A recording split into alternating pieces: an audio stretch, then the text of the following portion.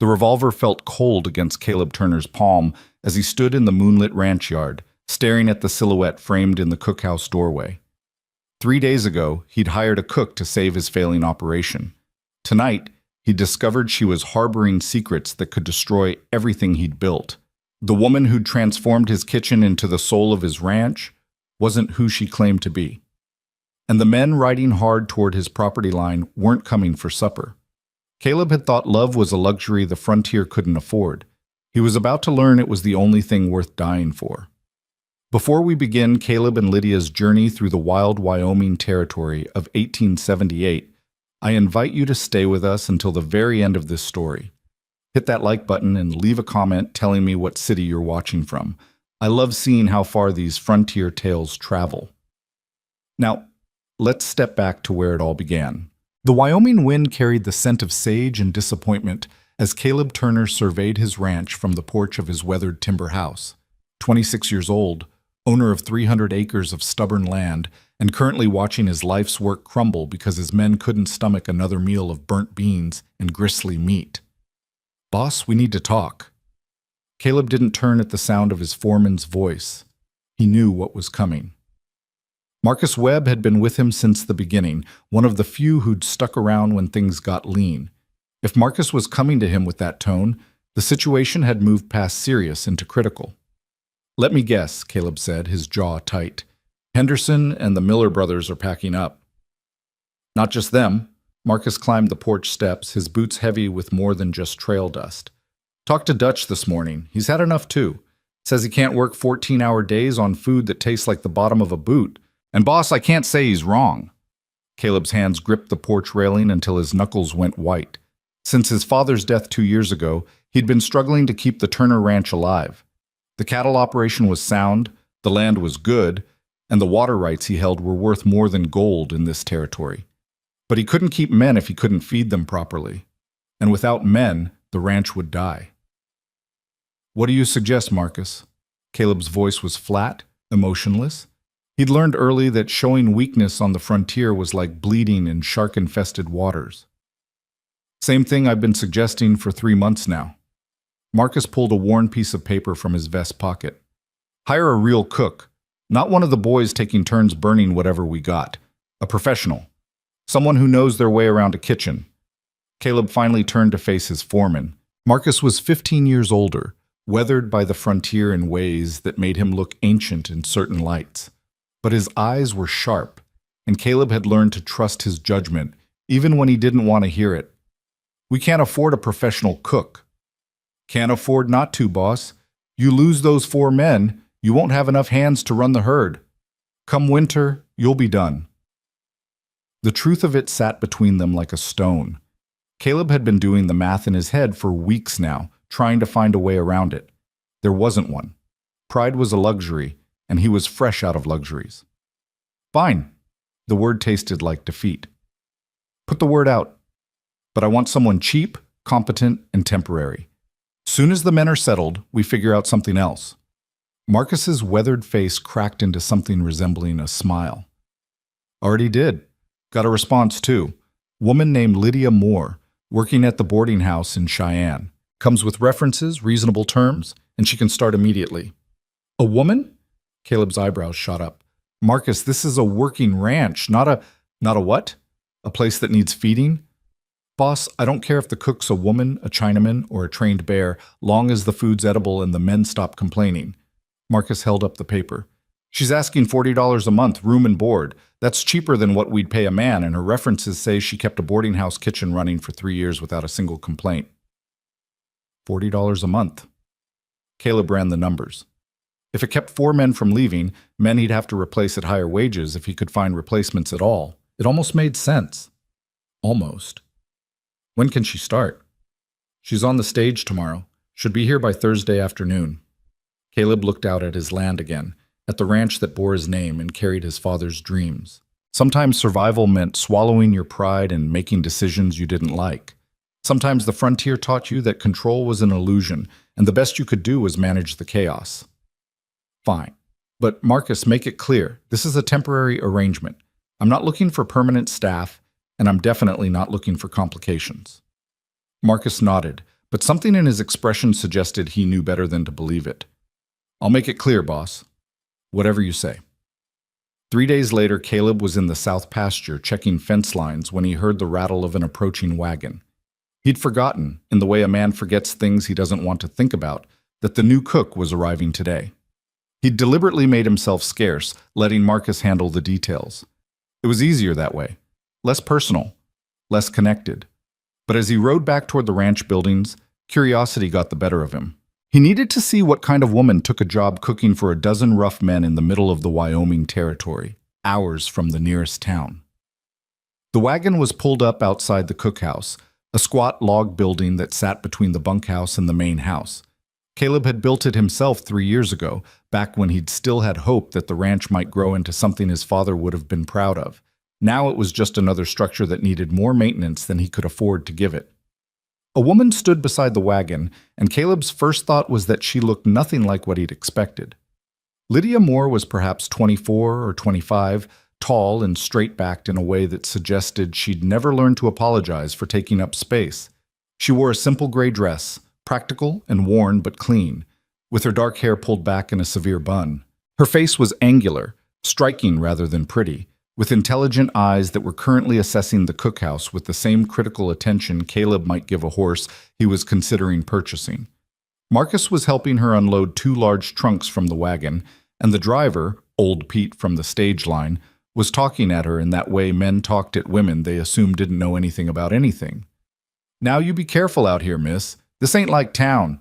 These ranch boys can be rough, and you're a long way from help if things get difficult." Lydia didn't look at Pete. She kept her attention on the building, on the sagging porch, and the door hanging slightly crooked on its hinges. "I appreciate your concern, Mr. Peterson. I'll manage." Something in her tone, calm, sure, completely unintimidated, made Caleb reassess his initial assumptions. This wasn't some desperate woman taking the first job she could find. This was someone who knew exactly what she was walking into and had chosen it anyway. He dismounted and led his horse toward the group, aware that 3 of his ranch hands had found reasons to be working near the cookhouse. Henderson, supposedly repairing a water trough. Young Billy, suddenly fascinated by a fence post that had been loose for 2 months. Dutch, making a show of organizing tools that hadn't been organized since the previous decade. "Miss Moore." Caleb touched the brim of his hat, keeping his voice neutral. "I'm Caleb Turner. Welcome to the ranch." She turned to face him fully, and Caleb had the distinct impression he was being evaluated just as thoroughly as the cookhouse had been. Her eyes were gray, he noticed, the color of storm clouds over the mountains. "Mr. Turner?" She didn't offer her hand, which he appreciated. Frontier handshakes were a test of strength that usually left everyone uncomfortable. "Thank you for the opportunity. Your foreman has outlined the basic terms. I'd like to see the kitchen before we discuss anything further." Direct. No small talk, no attempts at charm. Caleb found himself respecting that, even as it put him slightly off balance. "Of course. Marcus can show you. I'd prefer if you showed me yourself." She said it simply, matter of fact. "You're the owner. You should know the condition of your facilities." It wasn't a request. Caleb felt his jaw tighten slightly. He wasn't used to being told what to do on his own property, but something about the way she said it made arguing seem petty. "All right then." He gestured toward the cookhouse door. "After you." Marcus caught his eye over Lydia's shoulder, his expression carefully neutral, but Caleb could read the amusement there. His foreman was enjoying this far too much. The cookhouse interior was worse than Caleb remembered. He'd been avoiding this place for months, taking his meals in the main house and pretending he didn't know how bad things had gotten. But walking in behind Lydia, seeing it through her eyes, made the neglect impossible to ignore. The place was filthy. Grease coated every surface, mixed with dust and God knew what else. The large cast iron stove that dominated one wall was crusted with burnt food and ash. The long wooden table where the men ate was scarred and stained, the benches pushed askew. Pots and pans were piled haphazardly in a corner, many of them rusted. The whole place smelled like old smoke, spoiled meat, and failure. Lydia stood in the center of the room, slowly turning in a complete circle. Her expression never changed, no disgust, no dismay, no judgment, just that same calm assessment, like she was looking at a puzzle she needed to solve. How many men? She asked. Counting Marcus and myself, 13, sometimes more during roundup and branding season. She nodded, walked to the stove, ran her finger along the surface, and examined the residue critically. When was this last properly cleaned? Caleb felt heat rise in his chest, an uncomfortable mix of embarrassment and defensive anger. We're a working ranch, Miss Moore. The boys do their best, but I'm not criticizing Mr. Turner. I'm assessing. She moved to the pile of pots, lifted one, examined it, set it down. This isn't my first time walking into a neglected kitchen. I just need to understand the starting point. The matter-of-fact way she said it, without heat or judgment, diffused his defensiveness. She was right, after all. This was neglected. He'd let it become neglected because he'd been focused on everything else: the cattle, the land, the constant struggle to keep the operation running. So? He crossed his arms, leaning against the doorframe. What's your assessment? It's salvageable. She walked to the storage area, opened several cabinets, examined the sorry state of their provisions. Barely, but salvageable. I'll need supplies, cleaning supplies first, then proper cooking ingredients. I'll make a list. I'll also need 1 full day before I serve a meal. This place needs to be completely emptied and scrubbed before I can work in it. 1 day? Miss Moore, the men need to eat. Then I suggest you arrange alternate meals for tomorrow. Cold cuts, bread from town, whatever you can manage, because I will not serve food from a kitchen in this condition. She turned to face him fully. I assume you hired me because you want things to improve. Improvement requires proper foundation. This is non-negotiable. Caleb stared at her. In his entire life, no one had walked onto his property and immediately started issuing non-negotiable demands. His first instinct was to tell her that if she didn't like the conditions, the stage ran twice a week and she could be on the next one. But then he thought about Henderson and the Miller brothers packing up, about Dutch ready to leave, about the very real possibility that his ranch would fail, not because he couldn't run cattle or manage land, but because he couldn't keep men fed properly. Fine, he said, the word clipped. 1 day. Marcus will take you into town for supplies tomorrow morning. Make your list. Get what you need. But Miss Moore, understand something. This is a working ranch. I don't have time for drama, complications, or demands I can't meet. You cook, you keep the place clean, and you stay out of ranch business. That's the arrangement. Something flickered in her gray eyes. Amusement, maybe, or recognition. Mr. Turner, I have no interest in drama or complications. I'm here to do a job. Keep your men from interfering with my work, and we won't have any problems. The men won't interfere. Then we have an understanding. She held his gaze for a long moment, and Caleb had the unsettling feeling that she could see right through him, through the defensive anger, through the pride, straight down to the desperation he tried so hard to hide. He broke eye contact first, telling himself it was because he had work to do, not because something about her steady gaze made him uncomfortable. Marcus will show you to your quarters. They're attached to the cookhouse, small but private. If you need anything, talk to him. Thank you, Mr. Turner. He left without another word, aware that Henderson, Billy, and Dutch were all suddenly very busy with their respective tasks, trying to look like they hadn't been listening to every word. He could feel their curiosity, their interest, and it annoyed him more than he wanted to admit. That night, Caleb sat on his porch as the sun set over the mountains, a glass of whiskey in his hand, and a knot of tension in his shoulders that wouldn't ease.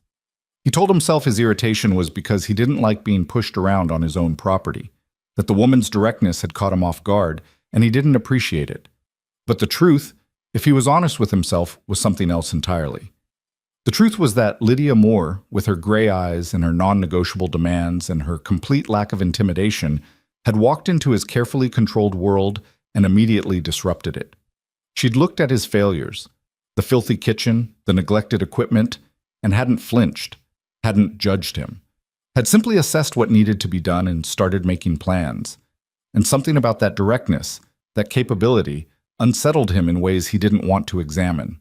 She's efficient, I'll give her that, Marcus said, climbing the porch steps with his own glass of whiskey. Got that list done in an hour. Knows exactly what she needs, exactly what it'll cost. Even prioritized it. Essentials first, improvements after. Caleb grunted, staring at the mountains.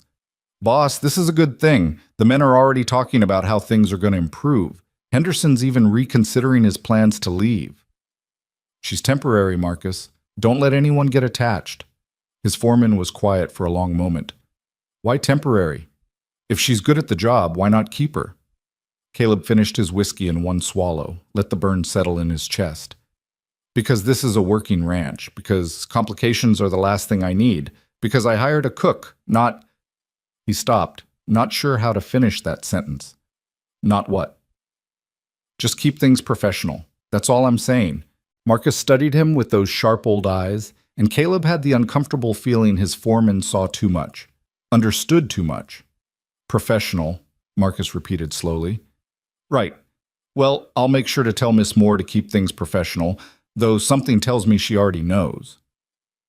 The next morning, Caleb made sure he was out working the North Range when Marcus took Lydia into town.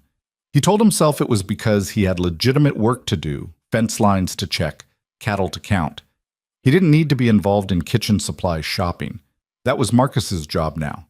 But when he rode back in late afternoon and saw the wagon loaded with supplies, saw Lydia directing Marcus and two of the boys on where to put things, saw the efficiency with which she organized the unloading, he felt that same unsettling disruption in his carefully controlled world. She'd changed into work clothes, a plain brown dress with the sleeves rolled up, an apron tied around her waist. Her hair was still pulled back severely, but small strands had escaped, softening the angles of her face. She moved with purpose, like someone who'd done this 1,000 times and knew exactly what every motion should accomplish. "The stove in there," she was saying to Billy, who'd been enlisted to help. "Carefully, please. That one's cast iron and it's fragile over there next to the others." Billy nodded, looking slightly dazed. Caleb couldn't tell if it was from the work or from the fact that Lydia Moore had a way of speaking that made you want to do exactly what she said without questioning it. "Marcus, the flour sacks can go in the storage room. They need to be up off the floor. Use those wooden pallets. And someone needs to check those for mice first. I won't have my supplies contaminated." "Yes, ma'am." Caleb dismounted, tied his horse, and watched the operation from a distance. Lydia hadn't noticed him yet, or if she had, she gave no indication. She was completely focused on the task at hand, checking items off her list, organizing supplies with a precision that bordered on military efficiency. "Boss?" Henderson appeared at his elbow, watching the same scene. "She's something, ain't she?" Caleb shot him a warning look. "She's the cook, Henderson. That's all." But Henderson just grinned, the first real smile Caleb had seen on the man's face in months. "Sure, boss. Whatever you say. But I'll tell you this much. I'm not going anywhere now. Not if she's half as good at cooking as she is at organizing. This place already looks different." And it did. It was subtle, but Caleb could feel it. There was an energy around the cookhouse that hadn't been there before, a sense of purpose. The men moved differently, worked more willingly. Even the building itself seemed to stand straighter, as if it knew something was about to change. Lydia finally looked up, caught his eye across the yard, and gave him a brief nod. Not friendly, not unfriendly, just an acknowledgement between two professionals. "I'm doing my job. You do yours." Caleb nodded back and turned away, heading for the main house. He had paperwork to catch up on, books to balance, a dozen tasks that required his attention. He didn't have time to stand around watching the new cook organize supplies, but he was acutely aware, in a way that annoyed him, that for the first time in months, something in his carefully controlled world felt like it might be improving. That evening, Lydia appeared at the main house just as the sun was setting. Caleb was in his small office, staring at columns of numbers that refused to make sense, when he heard the knock. "Come in." She opened the door, still wearing the work dress and apron, though she'd wiped most of the dust off. She held a piece of paper in her hand. "Mr. Turner, I need to discuss the kitchen budget with you." Caleb leaned back in his chair, suddenly tired. "I thought we settled that this morning." "We settled the immediate supplies. I need to discuss the ongoing budget. How much per month you're allocating for food, ingredients, supplies." He hadn't thought that far ahead, and his expression must have shown it, because she continued without waiting for him to answer. Right now, based on what I found in your storage and what Marcus told me about your usual provisions, you're spending approximately $60 a month to feed 13 men poorly. I can feed them well for $75 a month, including my salary. That's about 70 cents per man per day, reasonable for the quality you'll be getting. Caleb did the math in his head. $15 more per month, against losing 4 men who'd cost him far more than that to replace. Can you prove it? That the quality will be worth it? Something that might have been a smile flickered across her face. Tomorrow evening, come to the cookhouse for supper. Bring Marcus. Judge for yourself. Tomorrow? I thought you needed a full day just to clean. I work fast, Mr. Turner, and I keep my commitments. She left before he could respond, closing the door softly behind her. Caleb stared at the empty doorway, then down at the numbers on his desk that still didn't make sense. He realized, with some surprise, that he was actually curious about tomorrow's supper. Not because he cared particularly about food.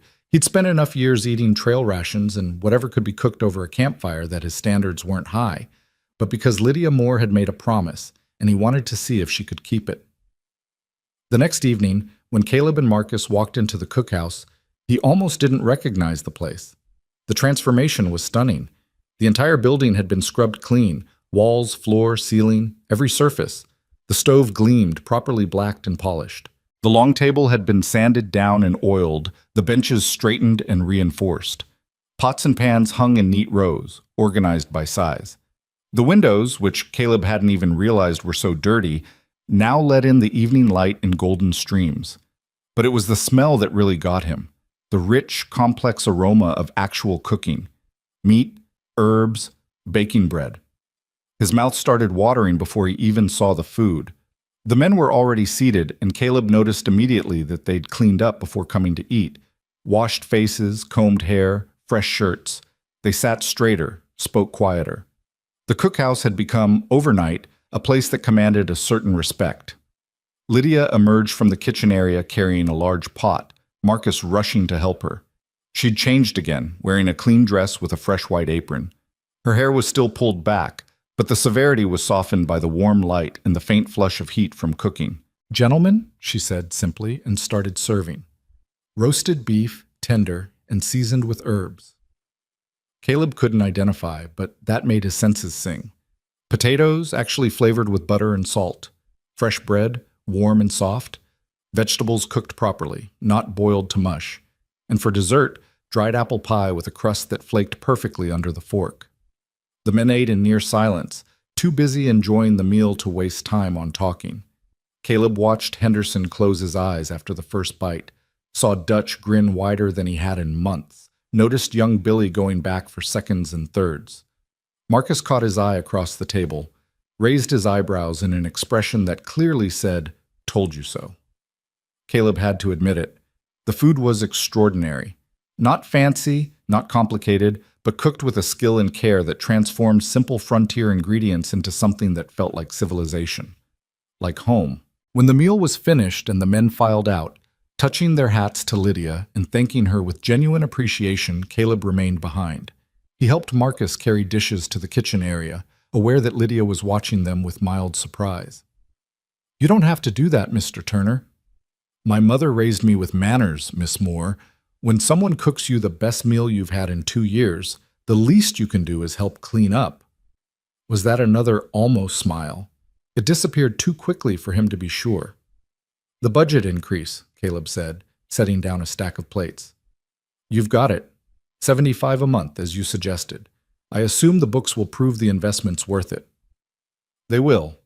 She started washing dishes with the same efficiency she brought to everything else. "I keep detailed records. You'll see exactly where every dollar goes." The men seem happy. Fed men usually are. Caleb leaned against the counter, watching her work. "You've done this before. This isn't your first time walking into chaos and creating order." She didn't answer immediately, her hands steady in the wash water. "I've managed kitchens since I was 16, Mr. Turner. Boarding houses, hotels, one ranch in Colorado.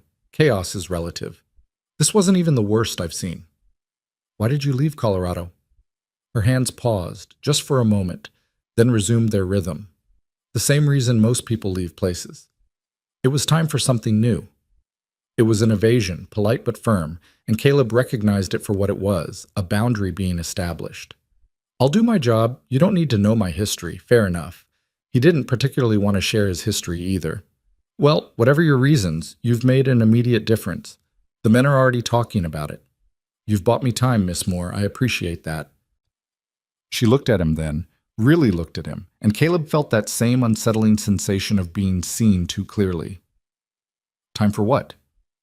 To make the ranch work, to prove it can succeed. And if it does? If the ranch succeeds, what then? It was a strange question, and Caleb wasn't sure how to answer it. He'd been so focused on survival, on just making it through each season, that he hadn't thought much about what success would actually look like. Then I build something lasting, he said finally. Something worth passing on. She nodded slowly, turned back to the dishes. That's a good answer, Mr. Turner. Better than most men give. He wanted to ask what she meant by that, but Marcus was returning from taking leftover scraps to the pigs, and the moment passed. Caleb excused himself, heading back to the main house with the taste of good food still on his tongue and the scent of herbs and baking bread clinging to his clothes. Over the next 2 weeks, Caleb found himself falling into a new rhythm. The cookhouse became the heartbeat of the ranch, the place where men gathered not just for meals but for conversation, for planning, for the small moments of community that made isolation bearable. Lydia ruled it with quiet efficiency, never raising her voice, but somehow always maintaining perfect control. She woke before dawn to start breakfast, served lunch at noon, and had supper ready when the men came in from their work. Between meals, she kept the place spotless, did inventory, planned menus, and somehow found time to improve small details. A shelf added here, a window repaired there, curtains sewn from flour sacks that made the space feel less institutional. And through it all, she maintained that same professional distance. Friendly, but not familiar with the men. Respectful, but not deferential. She was the cook, they were the ranch hands, and everyone understood their roles. Everyone except Caleb. He found himself taking meals in the cookhouse more often, telling himself it was to check on morale, to make sure the men were satisfied. But the truth, which he avoided examining too closely, was that he was drawn to the place, to the warmth, the order, the sense of purpose that radiated from it. To her. He noticed things he shouldn't notice. The way she moved through the kitchen with an economy of motion that spoke of years of practice. The way she listened when the men talked, really listened, remembering details about their lives. The way she handled conflict. Billy and one of the Miller brothers got into an argument over a card game, and she'd separated them with a few quiet words that left both men sheepish and apologetic. He noticed that she rose before everyone else and went to bed after everyone else, that she kept a small herb garden behind the cookhouse, tending it in the few minutes of free time she had, that sometimes, when she thought no one was watching, her expression would grow distant, like she was remembering something sad. And he noticed that whenever he entered the cookhouse, she became just slightly more formal, more distant, like she was putting up walls he hadn't realized had started to come down around the others. It bothered him more than it should have. One evening, 3 weeks after her arrival, Caleb was doing a final check of the barn when he saw light still burning in the cookhouse. It was past 10, well after Lydia usually finished for the day. Curious, and telling himself it was concern for his employee rather than anything else, he walked over. She was sitting at the long table, a count book spread in front of her, making notes by lamplight. She'd let her hair down, and it fell in a dark wave past her shoulders, softening her features in a way that made her look younger, more vulnerable. She looked up when he entered, surprise flickering across her face before she composed herself. Mr. Turner, is something wrong? I could ask you the same thing. It's late. I'm updating the kitchen accounts. I prefer to do it when I won't be interrupted. Caleb pulled out a chair across from her, sat down without asking permission. Show me. She hesitated, then turned the book around. As promised, her records were meticulous. Every purchase, every expense, tracked to the penny. Notes on prices, on quality, on what worked and what didn't. It was the kind of detailed bookkeeping that Caleb aspired to but never quite managed with his own ranch accounts. This is impressive. It's necessary. If you don't track expenses carefully, costs spiral quickly. Where did you learn this level of detail? Again, that pause. That sense of walls going up. Experience, trial and error, making mistakes and learning from them. Caleb leaned back, studied her in the lamplight. "Miss Moore, can I ask you something?" "You can ask. Whether I answer depends on the question." "Why are you really here? A woman with your skills could find work anywhere. Better pay, easier conditions. Why an isolated ranch in Wyoming territory?" She closed the account book slowly, her hands resting on the leather cover. For a long moment, she didn't answer, and Caleb thought she might refuse entirely. Then she looked up, met his eyes, and something in her expression shifted. "For the same reason you're here, Mr. Turner, because sometimes you need distance to figure out who you are. Because sometimes the frontier is the only place that lets you start over without questions." She paused. "And because I'm good at what I do, and I wanted a place where that would matter more than anything else." It was the most personal thing she'd shared since arriving, and the honesty of it struck something deep in Caleb's chest. He understood that need for distance, for reinvention. He'd come to Wyoming for similar reasons after his father's death, running from expectations and disappointments back east. "Fair enough," he said quietly. "And for what it's worth, it does matter. What you've done here, it's more than I hoped for." She nodded, but didn't smile. "Then I'm doing my job." "You're doing more than your job, and you know it." The words hung in the air between them, loaded with meaning neither of them wanted to acknowledge. Lydia's eyes widened slightly, and Caleb realized he'd crossed a line he'd promised himself he wouldn't cross. He stood abruptly. "I should let you finish. Early morning tomorrow."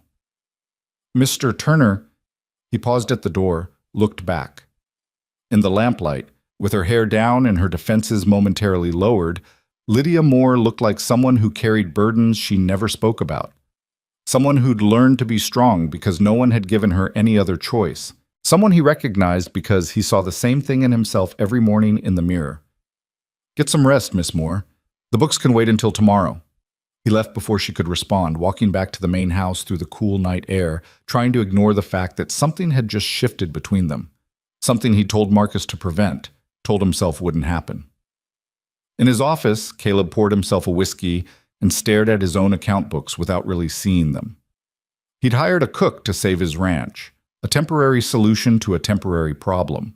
But as he sat alone in the dark, he couldn't shake the feeling that Lydia Moore was going to complicate his life in ways he hadn't anticipated and definitely hadn't planned for. And the most unsettling part was that he wasn't entirely sure he minded. The transformation of the Turner Ranch continued through the spring months like water changing the shape of stone, slowly, inevitably, permanently. What Caleb had convinced himself would be a temporary arrangement began to feel like something that had always existed, as if the ranch had been incomplete before and was only now finding its proper form. The cookhouse became more than just a place to eat. It became the soul of the operation. Men who'd once wolfed down meals standing up now sat at Lydia's table with something resembling manners. They washed before eating, removed their hats, said please and thank you. Dutch, who'd been the worst offender when it came to crude jokes and rougher behavior, actually apologized once when his language got too colorful in Lydia's presence. She'd simply looked at him, said nothing, and somehow that silence was more effective than any reprimand could have been. "She's got you all acting like choir boys," Caleb observed one morning, watching Henderson actually help clear plates after breakfast. Henderson grinned, not even slightly embarrassed. "Better than acting like the animals we were before, boss. Besides, a man respects a woman who can cook like that. It's only natural." Natural. Caleb wasn't sure anything about the situation felt natural anymore. The careful distance he'd tried to maintain was eroding without him quite knowing how or when it had started. It happened in small moments. Passing Lydia in the yard and exchanging brief words about supplies or weather. Finding her at dawn tending her herb garden and staying to help pull weeds while they talked about nothing important. Discovering she had opinions about everything from cattle breeding to territorial politics, and that those opinions were usually better informed than his own. "You read a lot," he said one evening, noticing a stack of newspapers by her small room off the kitchen. "When I can get them. Knowledge is currency, Mr. Turner. The more you know about the world, the better equipped you are to navigate it." She was darning socks, not her own, but the ranch hands. Apparently several of them had discovered that leaving items in need of repair near the cookhouse door resulted in those items being mysteriously fixed. Caleb hadn't asked her to take on that additional responsibility. She'd simply done it. You're doing more than I hired you for, he said, gesturing at the socks.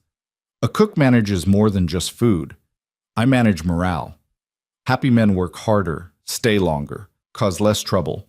If fixing a few socks accomplishes that, it's worth my time. Always practical. Always thinking 3 steps ahead. It was one of the things that made her so effective and so unsettling. Caleb was used to being the one who planned, who strategized, who saw the bigger picture. Having someone else do it, someone who operated with even more efficiency than he did, shifted the balance of power in ways he couldn't quite define.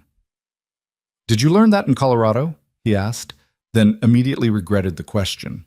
He'd been trying to respect her boundaries, to not pry into the past she clearly didn't want to discuss. But this time, she didn't shut down completely. Her hands kept moving, needle flashing in the lamplight. "Colorado and other places. I've worked in enough kitchens to understand how operations function. The food is important, but the atmosphere matters just as much. Men need to feel cared for, not coddled, but cared for. There's a difference. And you're good at that, making people feel cared for."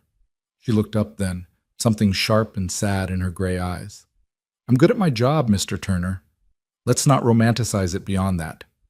The words created distance, but they also revealed something, a defensiveness that suggested she'd been romanticized before, that men had mistaken professional care for personal interest. Caleb filed that information away, added it to the incomplete picture he was building of who Lydia Moore really was. "Fair enough," he said, and left her to her work. But the conversation stayed with him, nagging at his thoughts as he did his evening rounds. The boundary between professional and personal was becoming harder to maintain, and he wasn't entirely sure who was responsible for the erosion, her, him, or simply the inevitable intimacy that came from sharing space day after day. Marcus noticed, of course. His foreman noticed everything. "You're spending a lot of time at the cookhouse lately," Marcus observed one afternoon as they rode fence lines together. "I'm checking on ranch operations. The kitchen is part of that." "Uh-huh. And the fact that Miss Moore is intelligent, capable, and easier on the eyes than the rest of us has nothing to do with it?" Caleb shot him a warning look. "She's an employee, Marcus, that's all. Boss, I've known you since you were 24 years old, still wet behind the ears and pretending you knew how to run a ranch. You've never been good at lying, and you're especially bad at lying to yourself." "I'm not—" Caleb stopped, forced himself to take a breath. "Even if you were right, which you're not, it would be a complication I can't afford. This ranch is barely stable. The last thing I need is to get tangled up in something that could jeopardize what we've built." Marcus was quiet for a long moment, his weathered face thoughtful. "You know what I think? I think you're so afraid of losing what you've got that you won't let yourself want anything more. Your daddy was like that too toward the end, so focused on holding on that he forgot to actually live." The comparison stung because it was accurate. Caleb had watched his father slowly strangle the joy out of his own life through fear and control, watched him die alone and bitter, despite owning 300 acres of good land. It was a lesson Caleb had sworn he'd learned from, but apparently not well enough. "This conversation is done, Marcus." "All right, boss. But just so you know, the men like her. Really like her. Henderson told me yesterday that he's planning to stay on permanent. Said he can't imagine working anywhere else now. That's because of her. Because she made this place feel like more than just a job." Caleb knew Marcus was right, but he couldn't acknowledge it. To acknowledge it would be to admit that Lydia had become essential, and essential things could be lost. Better to maintain the fiction that she was temporary, replaceable, just another hired hand, even if he no longer believed it himself. The first real crack in his careful control came on a Tuesday afternoon in late May. Caleb was in the barn working on a problematic wagon wheel when he heard raised voices from the direction of the cookhouse. He dropped his tools immediately, something cold settling in his stomach. Lydia didn't raise her voice. The fact that someone else was meant trouble. He reached the cookhouse to find a situation that made his blood pressure spike instantly. A man he didn't recognize, well-dressed, riding an expensive horse, carrying himself with the particular arrogance that came from money and power, was standing too close to Lydia, his posture aggressive and threatening. "Told you before, Lydia. You can't just run away and expect there to be no consequences." Lydia's face was pale but composed, her voice level despite the tension radiating from her body. "I'm not running away, Mr. Caldwell. I'm living my life. There's a difference. Caldwell. The name struck a chord in Caleb's memory. He'd heard it before. A mining operation north of here owned by a man with a reputation for getting what he wanted regardless of who got hurt in the process. Caleb stepped forward, inserting himself between them with deliberate casualness. Is there a problem here? The man, Evan Caldwell, Caleb assumed, turned to assess him with cold calculation. He was perhaps 40, handsome in a polished way that suggested he'd never done a day's hard labor in his life. His suit probably cost more than Caleb earned in 6 months. No problem, just having a conversation with an old acquaintance. Doesn't look like a friendly conversation. That's because it's none of your business, rancher. Caldwell's tone was dismissive, the way rich men talk to those they considered beneath them. This is between me and Miss Moore. Miss Moore works for me. That makes it my business. Lydia spoke before Caldwell could respond. Mr. Turner, I can handle this. But Caleb noticed her hands were clenched at her sides, her breathing too controlled. Whatever history existed between her and Caldwell, it wasn't good. I'm sure you can, Caleb said, keeping his eyes on Caldwell. But you don't have to. So I'll ask again, is there a problem here? Caldwell studied him for a long moment, then laughed, a sound without humor. Ah, I see. You've got yourself a protector now, Lydia. How quickly you move on. Get off my property, Caleb said quietly. The words were soft, but the threat underneath was clear. Your property? Caldwell's eyes narrowed. Turner Ranch. I've heard about you. Struggling operation, barely making payments, one bad season away from foreclosure.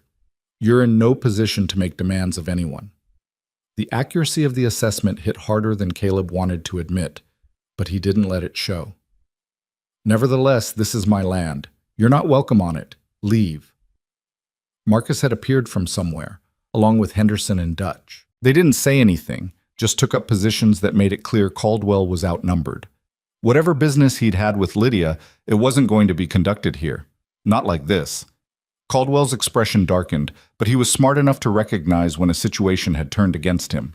He stepped back, adjusted his jacket, and gave Lydia a look that promised the conversation wasn't over. We're not done, Lydia. Your family's situation hasn't changed. You know where to find me when you're ready to be reasonable. He mounted his horse with practiced ease and rode off, leaving a tension in the air that felt like the aftermath of a storm. Caleb turned to Lydia. Her face was still pale, but her composure had returned, walls slamming back into place so fast he almost heard them. Thank you, Mr. Turner. That wasn't necessary, but I appreciate it. Who is he? Someone from before. It's not relevant to my work here. Like hell, it's not relevant. He threatened you. He threatened my family, not me. There's a difference. She brushed past him toward the cookhouse, her posture rigid. I need to start lunch preparations. Caleb caught her arm gently, felt her flinch at the contact. He released her immediately, but didn't step back. Lydia, if you're in some kind of trouble, I'm not your responsibility, Mr. Turner. Her voice was sharp now, defensive. You hired me to cook. That's the extent of our arrangement. My personal problems are exactly that, personal. Not when they show up on my ranch. She looked at him then, really looked at him, and Caleb saw something in her eyes he hadn't seen before. Fear, carefully controlled but definitely present.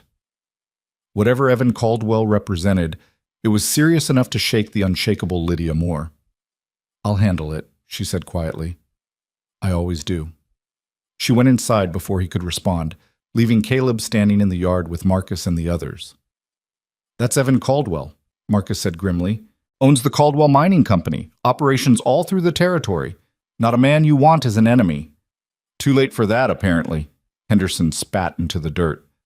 Man's got a reputation. Takes what he wants. Doesn't care who gets hurt. If he's got business with Miss Moore, it ain't the good kind. Caleb felt something cold and angry settling in his chest. He told himself Lydia was just an employee, that her personal life was none of his concern. But watching her face when Caldwell had threatened her family, seeing the fear she'd tried so hard to hide, it made those careful boundaries feel like the lies they'd probably always been. Find out what you can, he told Marcus. Quietly. I want to know what kind of trouble we're dealing with. We, Marcus raised an eyebrow. Boss, if Caldwell's involved, This could get complicated. You sure you want to chit? Just find out what you can. That evening, Caleb skipped dinner in the cookhouse. He told himself it was because he had work to do, but the truth was he needed distance, needed to think. The appearance of Evan Caldwell had changed something, forced him to confront questions he'd been avoiding. What was Lydia running from? What hold did Caldwell have over her family? And why did the thought of her being threatened make Caleb want to do something stupid and violent? He was still wrestling with those questions when Lydia knocked on his door near midnight. "It's open." She entered hesitantly, still wearing her work clothes, her hair starting to escape its severe bun.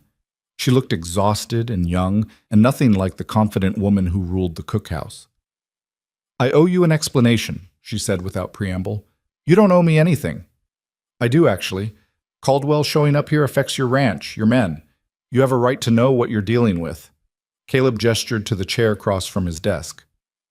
"Then tell me." She sat, folded her hands in her lap, and took a breath. "I worked in Colorado for 3 years at a ranch near Caldwell's mining operations.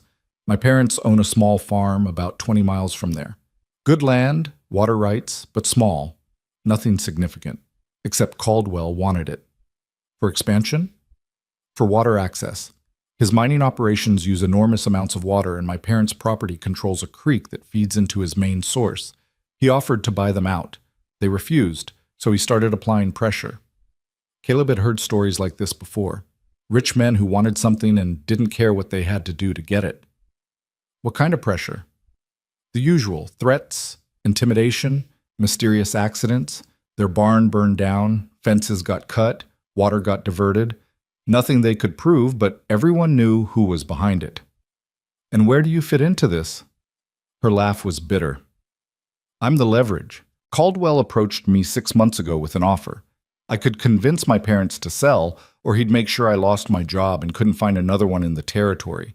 When I refused, he started spreading rumors about my character, my reputation, made it impossible for me to stay in Colorado." The pieces were falling into place, and Caleb didn't like the picture they formed. "So you came to Wyoming?"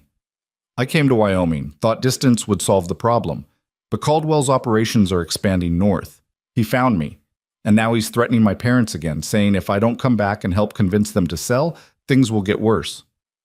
"Why doesn't your family just go to the law?" "Because Caldwell owns the law in that region.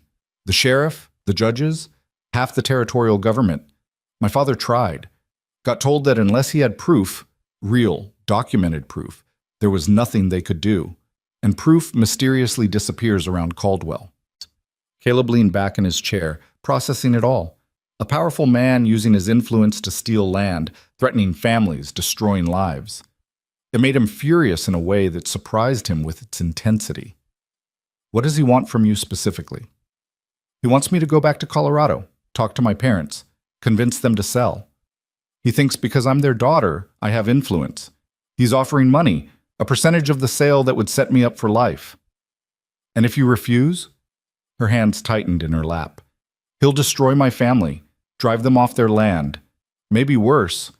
Evan Caldwell doesn't make empty threats." The room was quiet except for the ticking of the clock on Caleb's desk. He studied Lydia's face, saw the weight she'd been carrying alone, the impossible choice she'd been trying to navigate without help. "You're not going back to Colorado," he said finally. She looked up sharply. "Mr. Turner?" "Caleb, and I mean it. You're not going back. We'll figure out another way." "There is no other way. I've been trying to find one for 6 months." "Then you haven't been trying with the right people." He stood, paced to the window, looked out at his land. "Caldwell thinks he can intimidate everyone because most people can't fight back. But he made a mistake coming here. This is my property. You work for me. That makes you my responsibility. I'm not... I know what you're going to say. That you're not my responsibility. But Lydia, you are. Not because I hired you, but because..." He stopped. The words he'd been avoiding for weeks suddenly demanding to be said. "Because I care what happens to you. Because this ranch has become something more than just a business since you arrived. Because when I saw Caldwell threatening you, I wanted to put him on the ground, and that's not a professional reaction." The silence that followed was heavy with everything they'd both been refusing to acknowledge. Lydia stood slowly, her gray eyes wide. Caleb, you can't fight Evan Caldwell. He has money, influence, power. You're barely holding this ranch together. Getting involved in my problems could destroy everything you've built. Maybe, but not getting involved would mean letting him hurt you and your family. And I can't do that. I won't. She crossed to where he stood, and for the first time since he'd known her, Lydia looked uncertain, vulnerable. The armor she wore so carefully was cracking. Why? She asked softly. Why would you risk everything for someone you barely know? Because I know you better than you think. Because every morning I wake up looking forward to seeing you in the cookhouse. Because the sound of your laugh, rare as it is, makes my whole day better. Because you've taken my lonely ranch and turned it into a home. But he couldn't say any of that, not yet. Not when the words would complicate an already impossible situation. Because it's the right thing to do, he said instead. And because you'd do the same for me.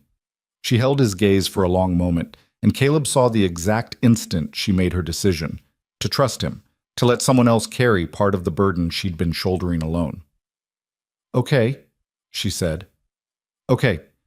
But Caleb, you need to understand what you're agreeing to. Caldwell doesn't lose. He'll come after you, after the ranch, after everything. Then he'll learn what it means to fight someone with nothing left to lose. Over the next week, Caleb began gathering information with a quiet intensity that would have impressed his father. He sent telegrams to contacts in Denver and Cheyenne, asked questions of travelers passing through, and slowly built a picture of Evan Caldwell's operations. What he found wasn't encouraging. Caldwell was exactly as advertised, ruthless, connected, willing to use any means necessary to expand his mining empire. But Caleb also found something interesting: patterns of behavior, repeated tactics, and a handful of people Caldwell had pushed too far. There's a lawyer in Cheyenne, Marcus reported one evening, having just returned from a 2-day trip to the territorial capital. Name's Robert Chen, Chinese fellow, brilliant mind, and he's been trying to build a case against Caldwell for years. Says if he had the right witnesses, the right documentation, he could bring the whole operation down. What kind of documentation? Proof of intimidation, illegal land seizures, bribery? The problem is everyone's too scared to testify. Caldwell's made examples of people who've tried to oppose him. Caleb thought about Lydia's parents, about their burned barn and cut fences, about other families probably suffering the same treatment, too frightened or powerless to fight back. Set up a meeting with Chen. I want to know exactly what he needs. Boss, are you sure about this? Getting involved in a legal fight with a man like Caldwell? I'm sure. He wasn't, actually. He was terrified. But sometimes being terrified was less important than being right. Lydia watched these preparations with a mixture of hope and fear. She helped where she could, providing details about Caldwell's operations, names of other families who'd been targeted. But Caleb could see the worry in her eyes, the tension in her shoulders. One evening, as she was closing up the cookhouse, he found her standing in the herb garden, staring at nothing. You're thinking too hard, he said, joining her in the twilight. I'm thinking about all the ways this could go wrong, about what happens if Caldwell wins, if he destroys you because of me. He won't win. You can't know that. No, but I can believe it, and sometimes belief is enough. But she turned to face him, and in the fading light she looked almost ethereal, real, but not quite, like something that might disappear if he reached for her too quickly. In Colorado, I learned to stop believing in things, she said quietly. Stop believing in justice, in fairness, in people helping each other without wanting something in return. I learned that the world was hard, and you survived by being harder. And now? Now I'm starting to remember that maybe the world doesn't have to be that way, that maybe there are still people worth believing in. She paused. People like you. The words hung between them, fragile and significant. Caleb knew he should step back, maintain the professional distance they'd both been clinging to. But he'd spent weeks watching her transform his ranch, months discovering the remarkable woman beneath the capable cook, and he was tired of pretending he didn't feel something profound shifting in his chest every time she was near. Lydia, he said, and his voice came out rougher than intended. When this is over, when we've dealt with Caldwell and your family is safe, I need to tell you something. Something I should probably tell you now, but the timing's wrong, and you've got enough to worry about." She understood.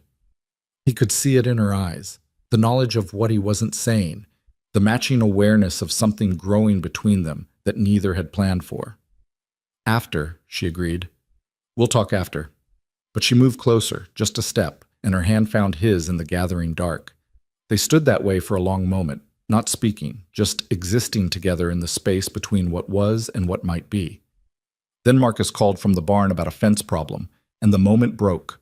Lydia withdrew her hand, stepped back into her professional armor, and returned to the cookhouse without looking back. Caleb watched her go, knowing with absolute certainty that everything had changed. He'd hired a cook to save his ranch, told himself it was temporary, promised he wouldn't get attached. He'd failed spectacularly on all counts. And as he walked back to the main house under a sky full of stars, Caleb realized he didn't regret it. Not one bit. Whatever happened with Caldwell, whatever price he had to pay for standing up to a man with more money and power, it was worth it. Because Lydia Moore had walked into his carefully controlled world and shown him that some things mattered more than control, more than fear, more than the protective walls he'd built around his heart. Some things were worth fighting for. And she was one of them. The meeting with Robert Chen changed everything. Caleb rode into Cheyenne on a Thursday morning with Marcus beside him and a knot of determination in his chest that felt like steel. The territorial capital bustled with the energy of progress. New buildings rising alongside old ones, telegraph wires stringing between posts like spiderwebs, the railroad bringing people and possibility from the east. It was the kind of place that made a man feel small and significant all at once. Chen's office occupied the second floor of a modest building near the courthouse. The sign on the door read, "Robert Chen, Attorney at Law," in simple black letters that suggested competence rather than flash. Caleb appreciated that. He'd had enough of flash from men like Evan Caldwell. The lawyer who greeted them was younger than Caleb expected, perhaps 35, with keen eyes behind wire-rimmed spectacles, and the careful bearing of someone who'd learned to navigate a world that didn't always welcome him. His handshake was firm, his assessment quick and thorough. "Mr. Turner, Mr. Webb, thank you for coming. Please, sit." The office was neat but crowded with law books, files stacked with military precision, and a large map of the Wyoming territory marked with pins in various colors. Caleb noticed several pins clustered around the area where Caldwell operated his mining interests. "I assume Marcus told you what this is about," Caleb said, declining small talk. He mentioned Evan Caldwell and a situation involving intimidation and land seizure. "I've been waiting years for someone to walk through that door with real evidence against that man." Chen's expression was neutral, but something fierce flickered in his eyes. "Tell me everything." So Caleb did. He laid out Lydia's story, her family's situation, the systematic pressure Caldwell had applied. He described the threats, the burned barn, the rumors designed to destroy her livelihood. As he spoke, Chen took notes with precise strokes, occasionally asking clarifying questions that revealed a mind trained to see patterns others might miss. "And you're willing to stand witness to these events?" Chen asked when Caleb finished. "I witnessed him threatening her on my property. That's documented fact. Threats alone won't be enough. Caldwell's lawyers will argue it was a civil conversation, that you misunderstood the context. We need more. We need proof of a pattern, documentation, multiple witnesses, evidence of illegal activity that can't be explained away." Marcus leaned forward. "What exactly are we talking about here?" Chen stood, walked to his map, gestured at the colored pins. "Red marks are families Caldwell has successfully driven off their land in the past 5 years. Yellow are families currently under pressure.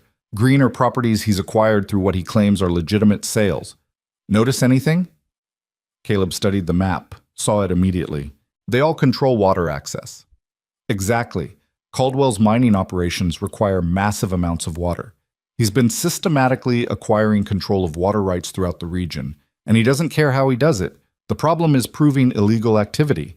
He's careful, uses intermediaries, makes sure nothing traces directly back to him. "But you said if you had the right witnesses." "I said if I had witnesses willing to testify and evidence that could withstand scrutiny in court.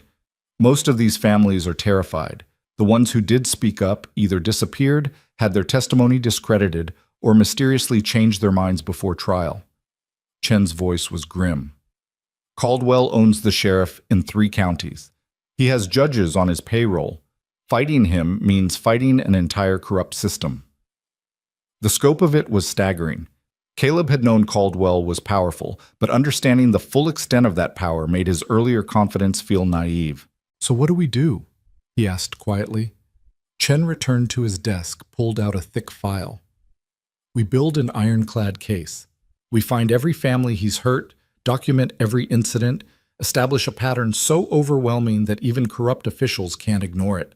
And we do it carefully, because the moment Caldwell realizes what we're planning, he'll come after all of us. He's already coming after us. He knows where Lydia is. It's only a matter of time before he escalates. Then we need to move faster than him." Chen opened the file, revealing pages of names, dates, incidents. "I've been collecting information for 3 years. But information without witnesses is just speculation. If you can convince even 3 or 4 families to testify, if we can document current harassment that I can verify independently, we might have enough to bring charges." Marcus whistled low. "That's asking people to put themselves in Caldwell's crosshairs." "I know. But sometimes courage is the only currency worth anything." Chen looked directly at Caleb. "The question is, are you prepared for what this will cost? Caldwell will retaliate. He'll go after your ranch, your reputation, everything you've built. He'll make you regret ever getting involved." Caleb thought about Lydia standing in the herb garden, admitting she'd stopped believing in justice. Thought about her parents losing everything they'd worked for. Thought about all the other families marked on that map, suffering in silence because no one would stand up. "I'm prepared," he said. "Tell me what you need."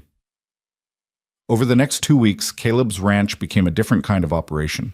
While the men continued their regular work, cattle needed tending regardless of human drama, Caleb threw himself into building the case against Caldwell with an intensity that surprised even himself. He rode out to neighboring properties, talked to families who'd had dealings with Caldwell's mining interests. Some doors closed in his face the moment he mentioned the name. Others opened cautiously, and he heard stories that made his blood boil. Children threatened on their way to school, livestock mysteriously poisoned, wells contaminated with mining runoff. "He offered my husband a job," one woman told him, her hands shaking as she poured coffee in her modest kitchen. "Said if we sold our land, he'd give Tom work at good wages. When we refused, Tom had an accident at the mill, broke his leg in 3 places. The mill owner said it was Tom's fault, carelessness, but everyone knew." "Would you be willing to testify to that?" Caleb asked gently. The woman's face went pale. "Testify? Against Evan Caldwell? Mister, I've got 3 children to feed and a husband who can barely walk. I can't afford to make an enemy like that." It was the same answer everywhere. Fear was Caldwell's most effective weapon, and he wielded it with precision.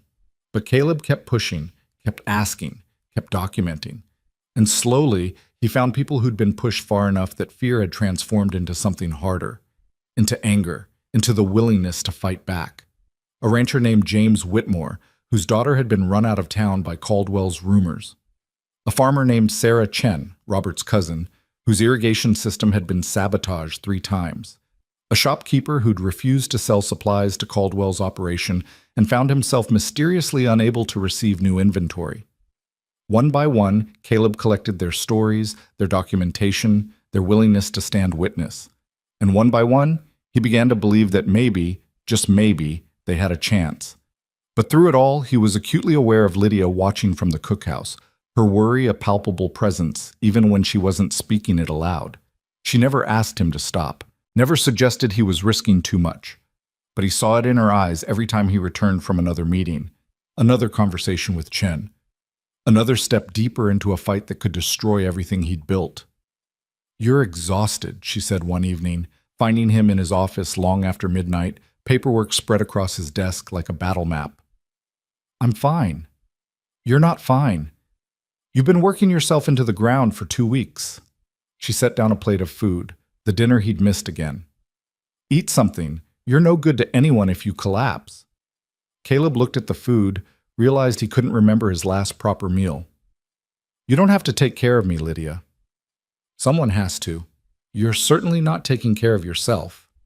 She moved around his office with that same efficiency she brought to everything, straightening papers, adjusting the lamp to cast better light, creating order from chaos. Caleb watched her, felt something in his chest tighten painfully. I got 3 more families to agree to testify, he said. Chen thinks we almost have enough. Her hand stilled on a stack of documents. Almost enough to what? To bring formal charges, to force an investigation that can't be buried or bought off. He leaned back in his chair, rubbed his eyes. Chen's working with a federal prosecutor who owes him a favor. If we can present enough evidence, they'll have to act. And then Caldwell will know. He'll know exactly who's behind it. He already knows. The question is whether we move fast enough to stop him before he destroys everything we've worked for. Lydia sat down in the chair across from him, her gray eyes reflecting the lamplight. Caleb, I need to say something, and I need you to actually hear me. Something in her tone made him straighten, give her his full attention.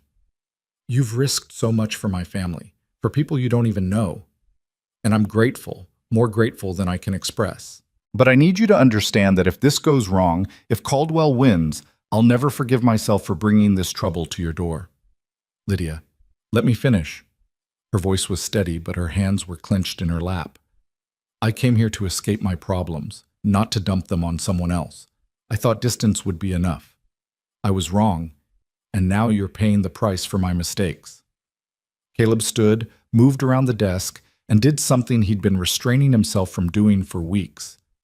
He took her hands in his, pulled her to her feet so they stood face to face in the lamplight.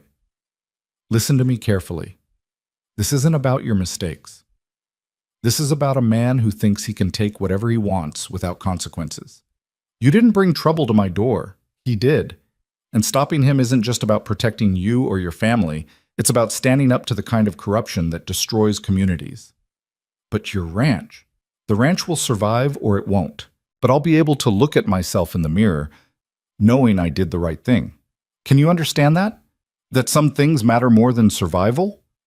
She looked up at him, and in her eyes he saw the exact moment her control cracked, saw the fear she'd been holding back, the vulnerability she never showed, the desperate hope that maybe, just maybe, things could actually work out.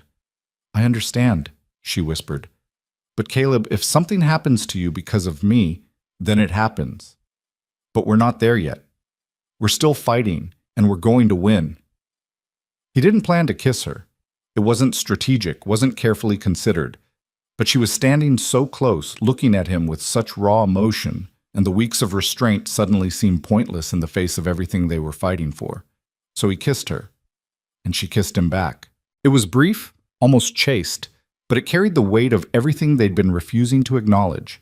The growing connection, the unspoken feelings, the recognition that somewhere along the way, this had stopped being about employment and started being about something infinitely more complicated.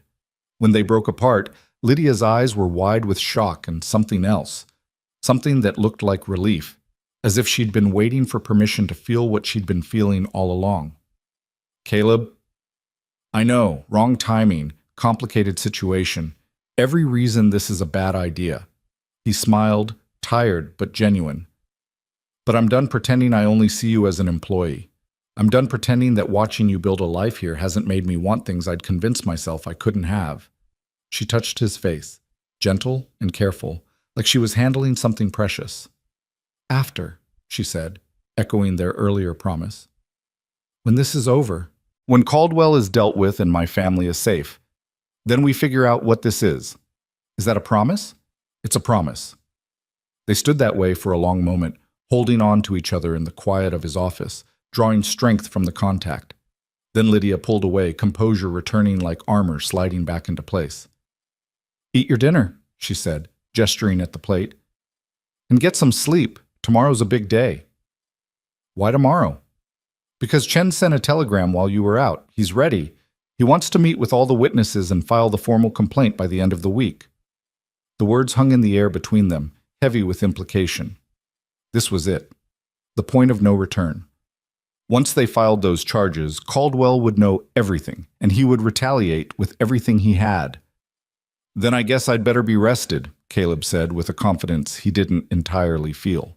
Lydia left, and Caleb stood alone in his office, tasting her kiss on his lips, and feeling the weight of what was coming settle across his shoulders like a mantle. He'd started this to protect her, but somewhere along the way, it had become about so much more. It had become about the kind of man he wanted to be. The day the charges were filed, Evan Caldwell came to the Turner Ranch.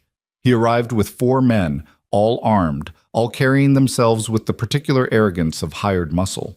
But it wasn't the show of force that worried Caleb. It was the cold calculation in Caldwell's eyes as he surveyed the property. "Turner," Caldwell said, dismounting with practiced ease, "we need to talk." Caleb had been expecting this. He'd prepared for it. But actually facing Caldwell on his own property, with Lydia in the cookhouse and his men scattered across the ranch, made the danger feel suddenly, terrifyingly real. Talk about what? Caleb kept his voice neutral, aware that Marcus and Henderson had appeared from the barn, their rifles held casually, but their intentions clear. "About a very foolish thing you've done, filing charges against me, convincing good people to lie about my business practices. That kind of behavior has consequences, Turner. The only lies are the ones you've been telling to steal people's land." Caldwell's smile was cold. "I've stolen nothing. Every property I own was acquired legally, through proper channels. You can't prove otherwise. We have witnesses, documentation, a pattern of intimidation that a competent lawyer will tear apart in 5 minutes." Caldwell stepped closer, his voice dropping to something quiet and dangerous. "You're a small rancher with a struggling operation. I'm a businessman with resources you can't imagine. You think your little crusade will succeed? You think federal prosecutors care about some ranch families in the middle of nowhere? I think they care about corruption, about a man who uses his money to circumvent the law. The law is whatever I need it to be." Caldwell glanced toward the cookhouse, where Lydia had appeared in the doorway. "Tell her to come out here." "No, I'm not asking Turner. She's at the center of this mess. It's time we settled things directly. She doesn't want to talk to you. She doesn't have a choice." Caldwell's hand moved to the gun at his hip, not drawing it, just resting there as a reminder. "You've made this personal by involving yourself in my business. Now I'm making it personal. Call her out here, or my men will go get her." The threat was explicit. Caleb felt rage rise in his throat, hot and immediate, but he forced it down. Rage wouldn't help. Strategy would. "Lydia," he called, not taking his eyes off Caldwell. "Stay inside. Lock the door." He heard her hesitate, then the sound of the door closing, the lock clicking into place. Caldwell's expression darkened. "You're making a mistake. The only mistake was you coming here and threatening people on my property." Caleb's voice was steel. "You want to fight this in court? Fine. We'll fight it in court. But you come here again, you threaten my people again, and you'll learn what it means to push a desperate man too far." For a long moment, Caldwell just stared at him, assessing.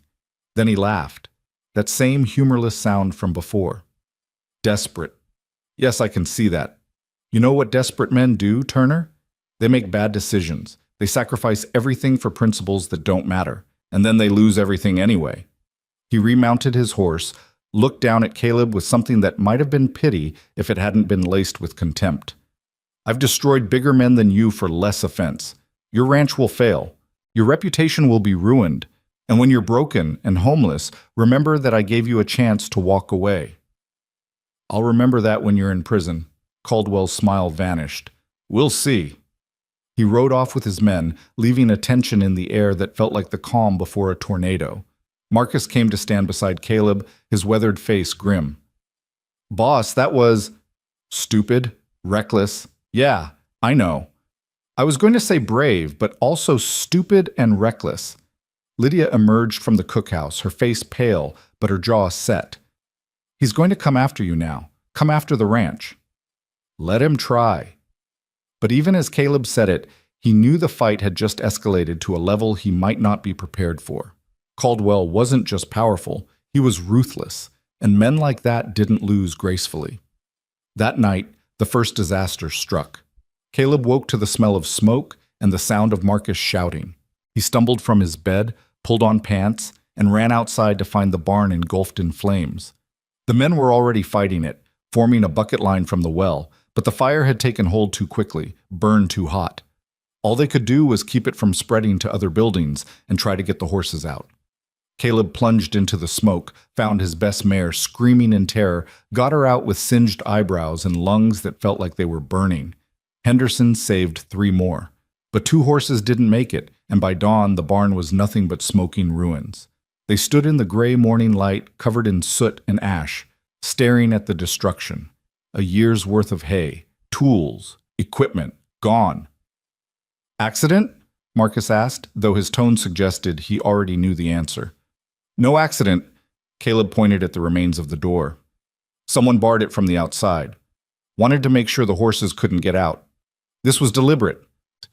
The men's faces went hard with anger. These were frontier men, used to hardship and danger, but there was a code. You didn't target a man's livestock. You didn't destroy his livelihood while he slept. Caldwell, Dutch said, spitting the name like a curse. Can you prove it? Henderson asked. Caleb couldn't. That was the problem. Caldwell would have alibis, explanations. His men would never talk, and the local law wouldn't investigate even if Caleb reported it. He turned to find Lydia standing on the cookhouse porch, her hand over her mouth, eyes wide with horror and guilt. This is because of me, she said when he walked over. He did this because he's a criminal who thinks intimidation will make us back down. Caleb kept his voice firm, despite the exhaustion and fear churning in his gut. Don't give him that power. Don't let him make you believe this is your fault. But if I just went back to Colorado, talked to my parents, no. The word came out harder than he intended. That's exactly what he wants. He wants you feeling guilty enough to give in. But Lydia, if you do that, if you let him win through fear, then he wins everywhere. Every family he's hurt, every person he's intimidated, they all lose because you showed him that terror works. She looked at him with eyes that held too much pain. I can't let you lose everything because of me. You're not. He is. Don't confuse the two. Robert Chen arrived the next afternoon, bringing news that was both good and terrifying. The federal prosecutor was interested, more than interested, impressed by the documentation, the witness testimonies, the pattern they'd established. There would be a formal investigation. Charges would likely be filed within the month. But Chen's face was grim as he surveyed the burned barn. He's escalating. That's actually a good sign legally. Shows consciousness of guilt, desperation. But it's bad for you personally. Caldwell's going to keep applying pressure until something breaks. Then we'd better make sure it's not us that breaks, Caleb said. That night he doubled the watch. Men took turns patrolling the property in pairs, armed and alert. It made everyone nervous, turned the ranch into something resembling an armed camp, but it was necessary. And then, 3 days after the barn fire, Lydia received a telegram that changed everything. Caleb was in what remained of the barn, salvaging what tools could be saved, when he heard her scream. He ran, reaching the main house to find her standing in the parlor, telegram clutched in her shaking hands, her face absolutely white. Lydia, what? My father. The words came out choked. He's been injured, badly. A mining accident on Caldwell's property. They're saying he might not survive. The telegram fell from her fingers. Caleb caught it, read the brief, terrible message. Critical condition. Come immediately. It's not an accident, Lydia said, and her voice had gone cold with a fury Caleb had never heard from her before. He did this, Caldwell did this, because I wouldn't give in, because we filed charges. He hurt my father to make me come back. You don't know that for certain. I know. She looked at him, and the anguish in her eyes was devastating. I know because this is exactly what he threatened, exactly what he said would happen, and I ignored it because I wanted to believe that standing up to him would work. But it didn't work. It just got my father hurt. She moved toward her room, started grabbing belongings with jerky, frantic movements. Lydia, wait. Think about this. There's nothing to think about. My father is dying. I have to go to Colorado. If you go, Caldwell wins. That's what he wants, to isolate you, control the situation, force your family to sell. I don't care what he wants anymore. The words came out as a scream, all her carefully maintained control shattering. I don't care about the fight or the charges or any of it. My father is hurt because of me. Because I tried to be brave and it got him hurt. I have to go. Caleb caught her hands, forced her to stop moving, to look at him. Then I'm going with you. No, you need to stay here, protect the ranch. Marcus can handle the ranch. You're not facing Caldwell alone. Caleb, if you come with me, he'll know we're together. He'll use it against both of us. Let him. I'm not letting you walk into that alone. They stared at each other, and Caleb saw the moment she stopped fighting. The moment she realized she didn't want to face this alone, didn't want to be strong by herself anymore. Okay, she whispered. Okay. They left at dawn the next morning, taking the fastest horses and enough supplies for the 3-day ride to Colorado. Marcus stood in the yard, his weathered face worried but resolute. I'll hold things here, boss. You take care of her, take care of this, and come back. We will. But as Caleb rode out with Lydia beside him, heading toward a confrontation with a man who'd already proven his willingness to destroy anyone in his way, he couldn't shake the feeling that nothing would ever be the same again. The fight was coming, and this time there would be no turning back. The Colorado landscape emerged from the morning mist like a promise and a threat all at once. 3 days of hard riding had brought them to the edge of Caldwell's territory, where mining operations scarred the earth and the air tasted of metal and smoke. Lydia had grown quieter with each mile, her fear for her father warring with a cold determination that Caleb recognized because he felt it himself. They'd barely spoken during the journey, saving their energy for what lay ahead. But as they crested the final ridge and saw the small farmhouse nestled in the valley below, her childhood home, Lydia finally broke the silence. That's it. That's where I grew up. The property was modest but well-maintained despite the visible signs of harassment. Fences mended with mismatched wood, a newer barn replacing the one that had burned, fields that should have been lush showing patches of drought where water had been diverted. Even from a distance, Caleb could see the struggle etched into every acre. It's a good piece of land, he said quietly. It was. Before Caldwell decided he wanted the water rights. Her voice was tight. My father built that house with his own hands. My mother planted every tree you see.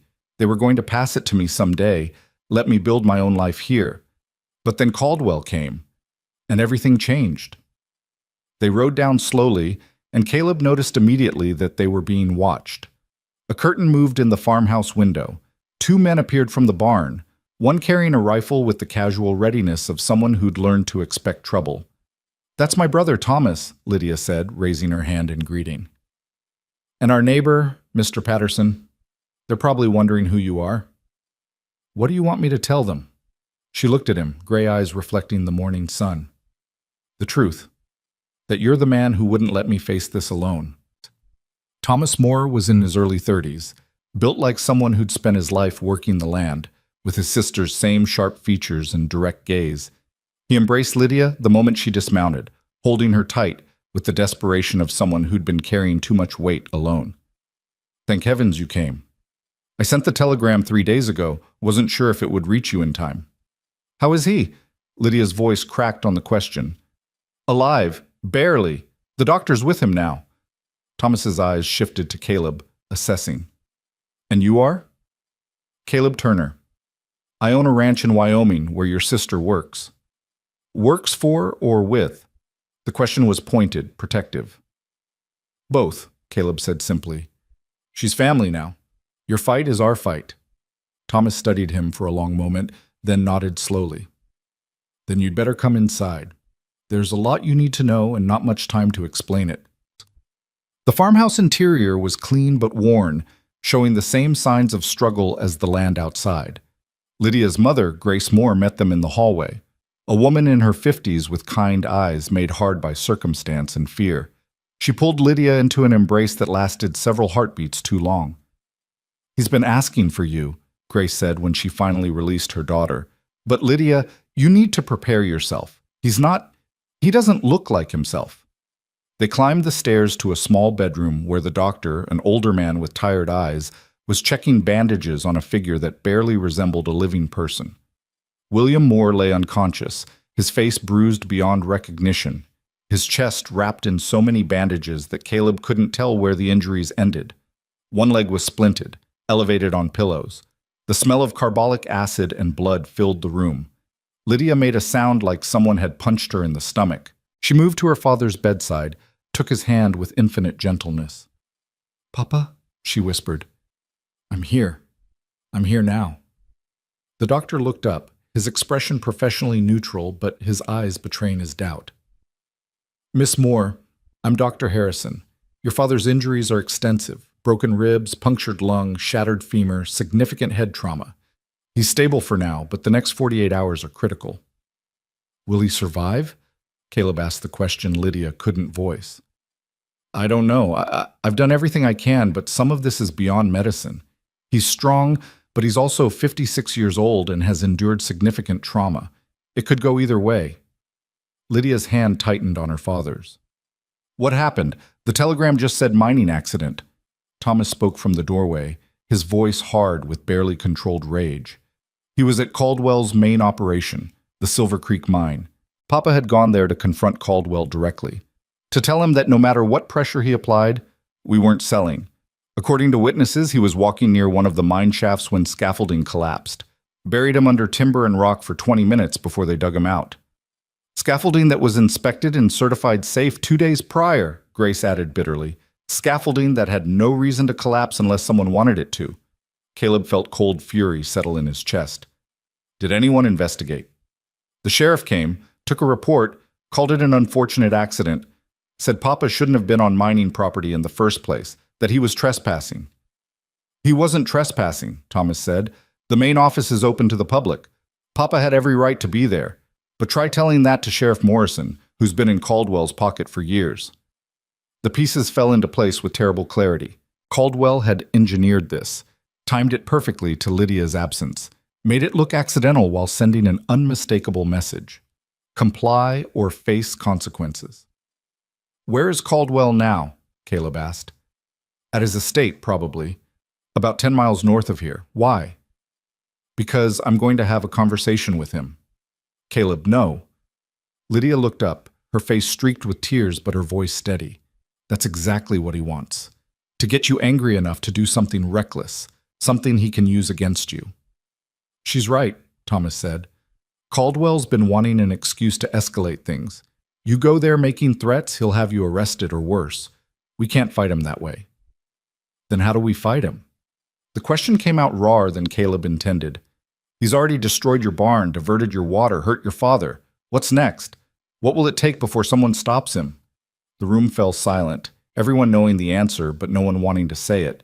Men like Caldwell rarely faced justice through conventional means because they controlled those means. The law, the courts, the very mechanisms designed to protect people had been corrupted. Grace spoke quietly, her hand resting on her husband's shoulder.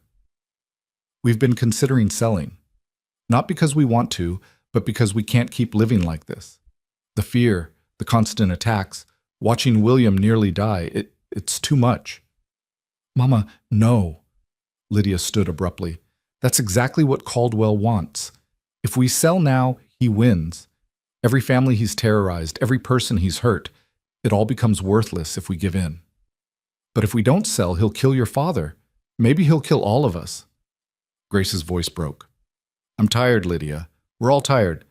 Maybe survival is more important than pride. It's not about pride. It's about not letting evil win through fear. Thomas moved into the room, positioned himself between his mother and sister. We're not making any decisions while Papa's unconscious. When he wakes up, if he wakes up, we'll discuss it as a family. Until then, we focus on keeping him alive. It was the voice of reason, but Caleb could see the defeat in Thomas's eyes. Could see that he'd already mentally surrendered, was just waiting for the formal capitulation. And he couldn't blame him. How long could any family stand against systematic destruction? The answer came from an unexpected source. William Moore's eyes fluttered open. It happened so suddenly that everyone froze. One moment he was unconscious, barely breathing. The next, his blue eyes were open, unfocused, but aware, searching the faces around him until they landed on Lydia. Lydia. The word was barely audible, forced through damaged lungs and broken ribs. You came. She was at his side instantly, careful not to jostle him. Of course I came, Papa. I'll always come. No. He tried to shake his head, winced at the pain. Dangerous. Caldwell, he wants... I know what he wants. Don't try to talk. You need to rest. but William's hand found hers with surprising strength. Listen, important. Each word cost him, but he forced them out anyway. Documents, bank box, Cheyenne, evidence. Papa, what are you talking about? Papers. Proving fraud, bribery, falsified claims. William's breathing was labored, but his eyes had cleared, focusing with an intensity that suggested he'd been waiting for this moment. Stole them from Caldwell's office. Before accident. The room went absolutely still. Thomas stepped forward. Papa, are you saying you have evidence of Caldwell's illegal activities? Not me. Bank box. Cheyenne National. My name. Box 217. William's eyes found Caleb. You? Who? Caleb Turner, sir. I care about your daughter very much. Something that might have been a smile crossed William's damaged face. Good. Need, good man. Papers. Take them. To prosecutor. Federal. Not local. Promise. I promise, Caleb said without hesitation. But right now you need to focus on healing. We'll handle the rest. No time. He knows. About papers. Why? Accident happened. Trying to kill me. Before I could tell anyone. William's hand tightened on Lydia's. Daughter. My brave daughter. Don't give up. Don't let him win. Papa, please, you need to save your strength. Already dead man. Maybe. But those papers, they can stop him. Stop. All of it. His eyes drifted closed, the effort of speaking clearly exhausting him beyond measure. Promise, both, of you. We promise, Lydia said, her voice breaking. We promise, Papa. Just stay with us. Please stay with us. But William had slipped back into unconsciousness, his breathing shallow but steady. Dr. Harrison moved in immediately, checking vitals, adjusting bandages. That was remarkable, the doctor said quietly. He shouldn't have been able to regain consciousness at all with that level of head trauma. Must have been something important driving him. It was, Caleb said, his mind already racing. Dr. Harrison, can he be moved? Absolutely not. Moving him now would likely kill him. Then we need to protect him here. Thomas, do you have men you trust? People who can watch the house, make sure Caldwell doesn't send anyone to finish what they started. Thomas nodded slowly. Patterson and his sons, the Weber family down the valley. They've all been hurt by Caldwell. They'll help. Good. Set up a watch rotation. No one comes near this house who isn't family or the doctor. If Caldwell or any of his men show up, you send word to the marshal in Denver.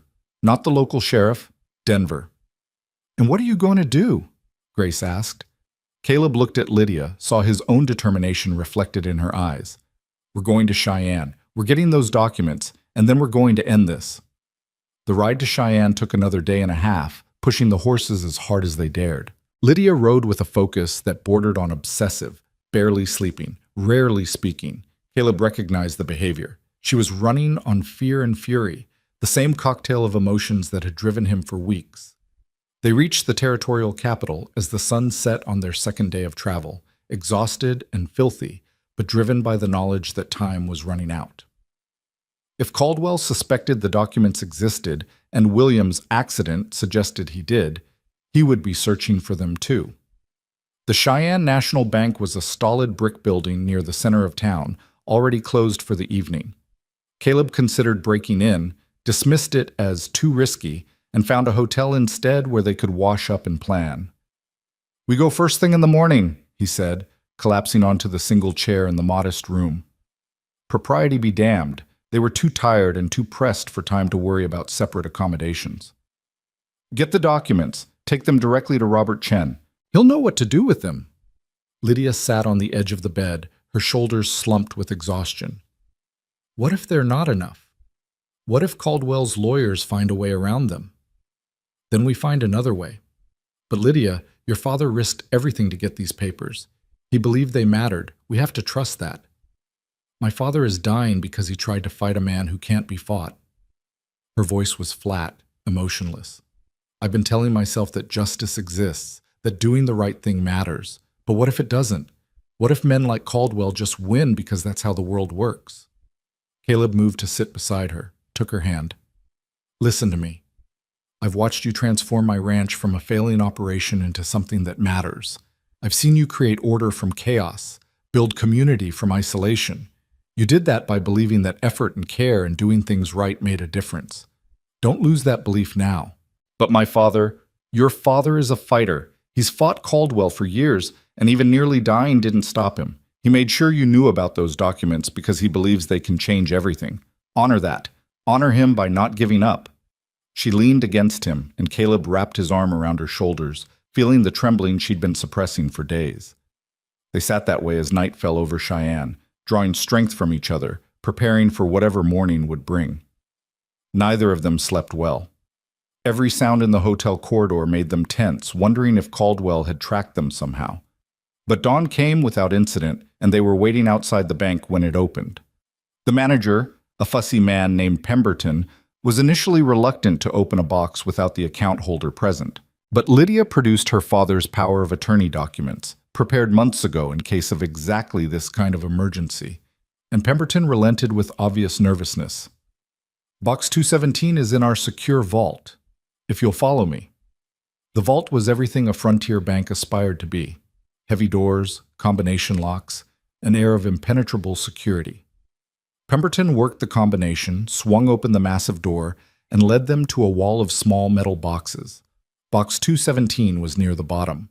Pemberton used his master key combined with the key Lydia had found in her father's effects, and the small door swung open to reveal a single leather portfolio. "I'll give you privacy," Pemberton said, retreating with obvious relief. Caleb pulled out the portfolio, set it on the small table in the vault. His hands were steady despite the adrenaline coursing through his system. This was it. Everything they'd fought for came down to what was inside this folder. Lydia opened it. The documents inside were explosive. Ledgers showing bribes paid to local officials, sheriffs, and judges. Falsified mining claims and water rights deeds. Letters between Caldwell and his lawyers discussing strategies for intimidating families into selling. Witness statements from former employees detailing illegal activities. Financial records proving systematic fraud in land acquisitions. "This is everything," Lydia breathed. "This is everything we need." But there was more.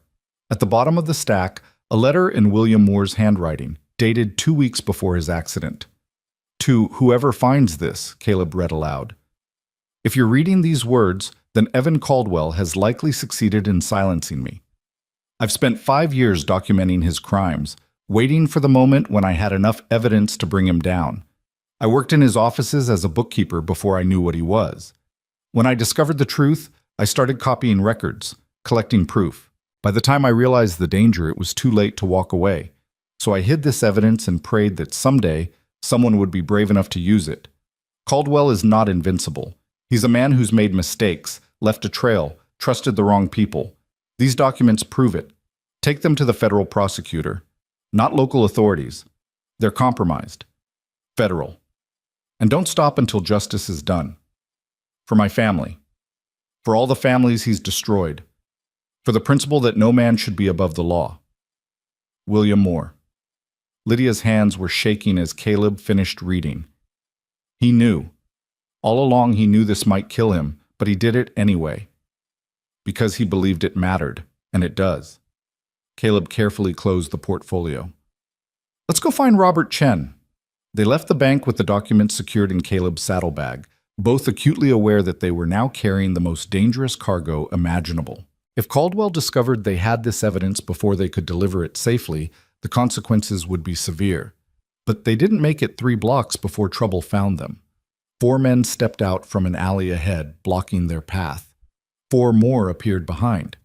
Caleb recognized 2 of them from Caldwell's visit to the ranch. Hired muscle, the kind of men who did unpleasant work for unpleasant money. The leader, a scarred man with cold eyes, stepped forward.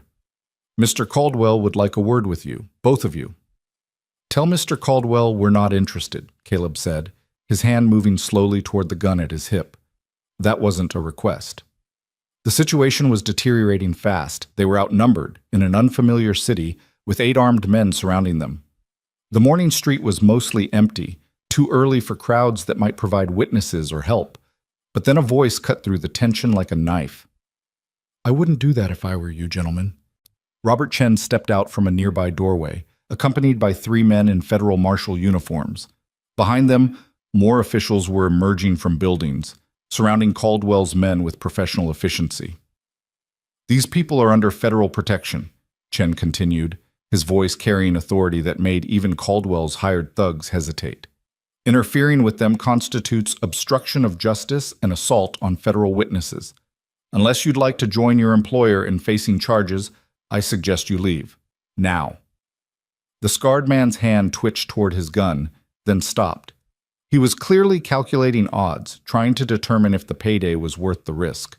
After a long moment, he stepped back. This isn't over. Actually, Chen said calmly, it is. Walk away while you still can. The 8 men dispersed, melting back into the alleys and side streets. Caleb felt his heart rate slowly returning to normal as the federal marshals maintained their positions until Caldwell's men were completely gone.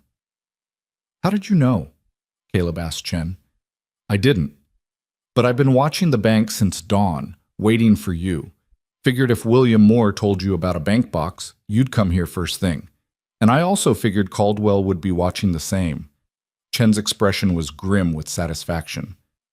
Did you find what you were looking for? Caleb handed him the portfolio.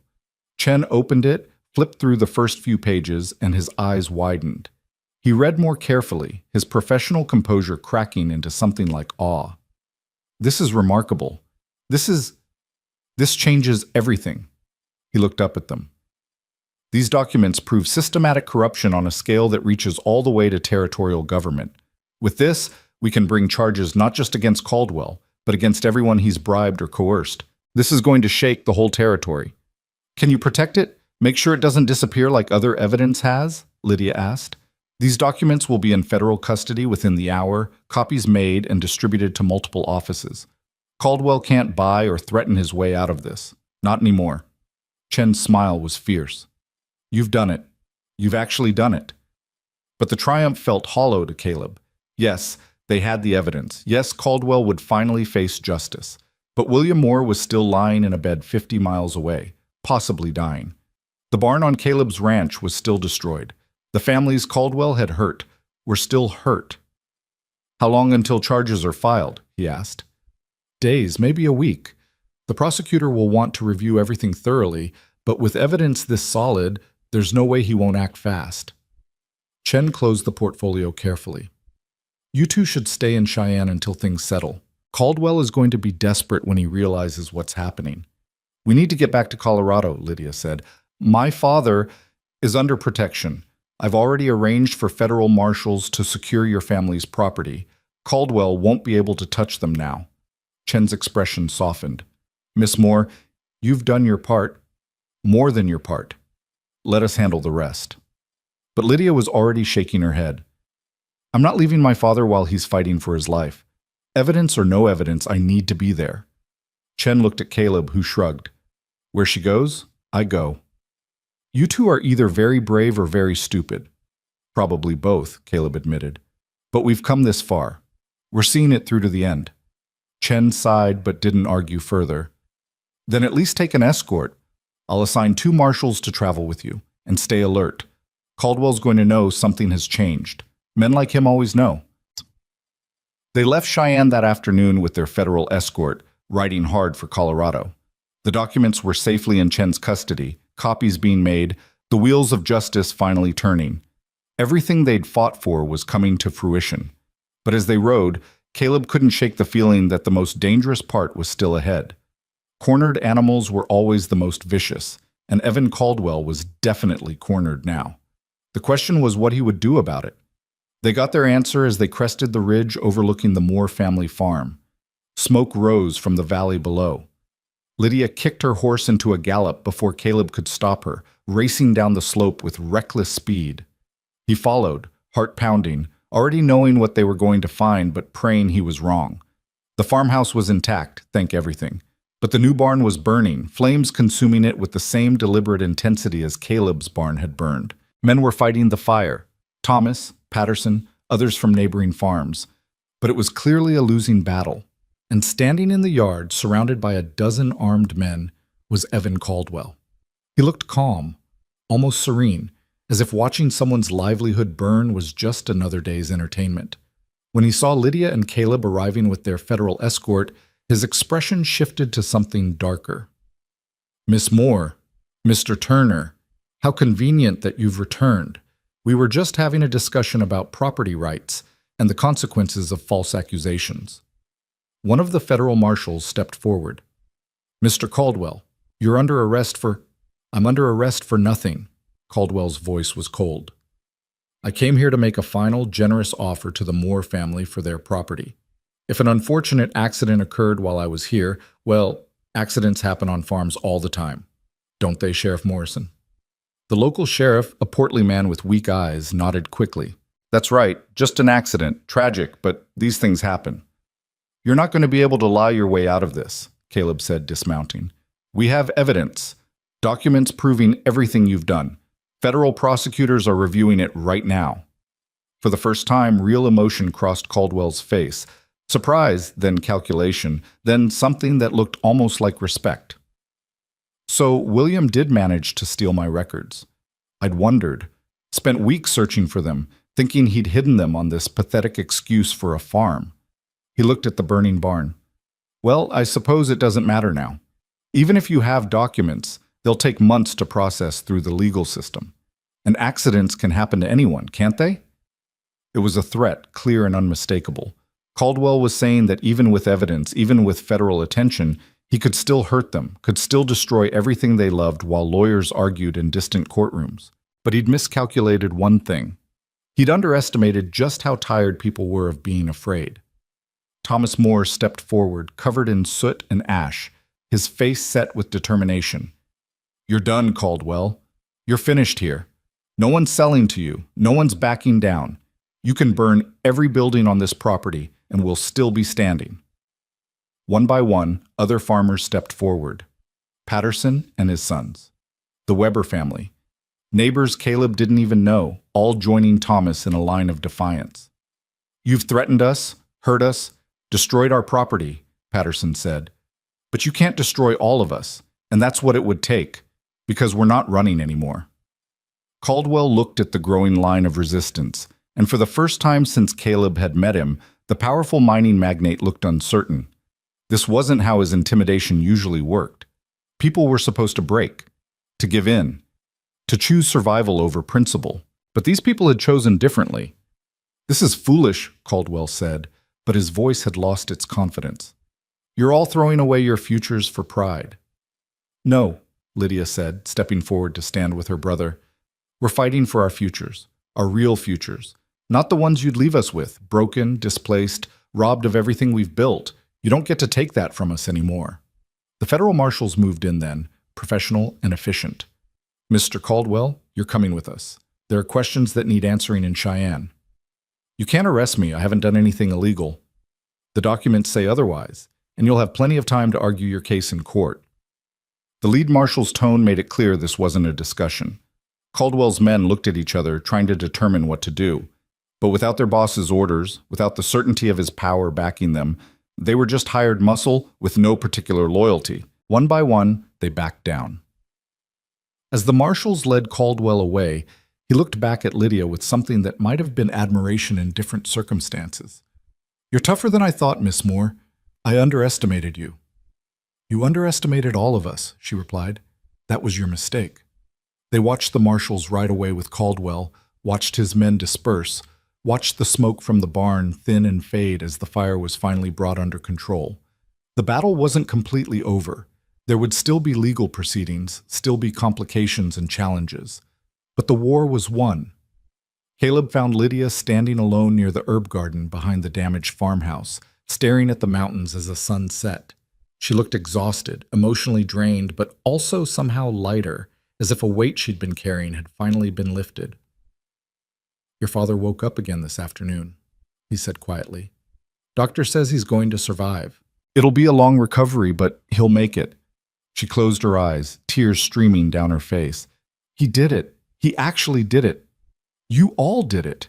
Together." She turned to him then, and in her eyes Caleb saw something he'd been waiting months to see. Peace. Hope.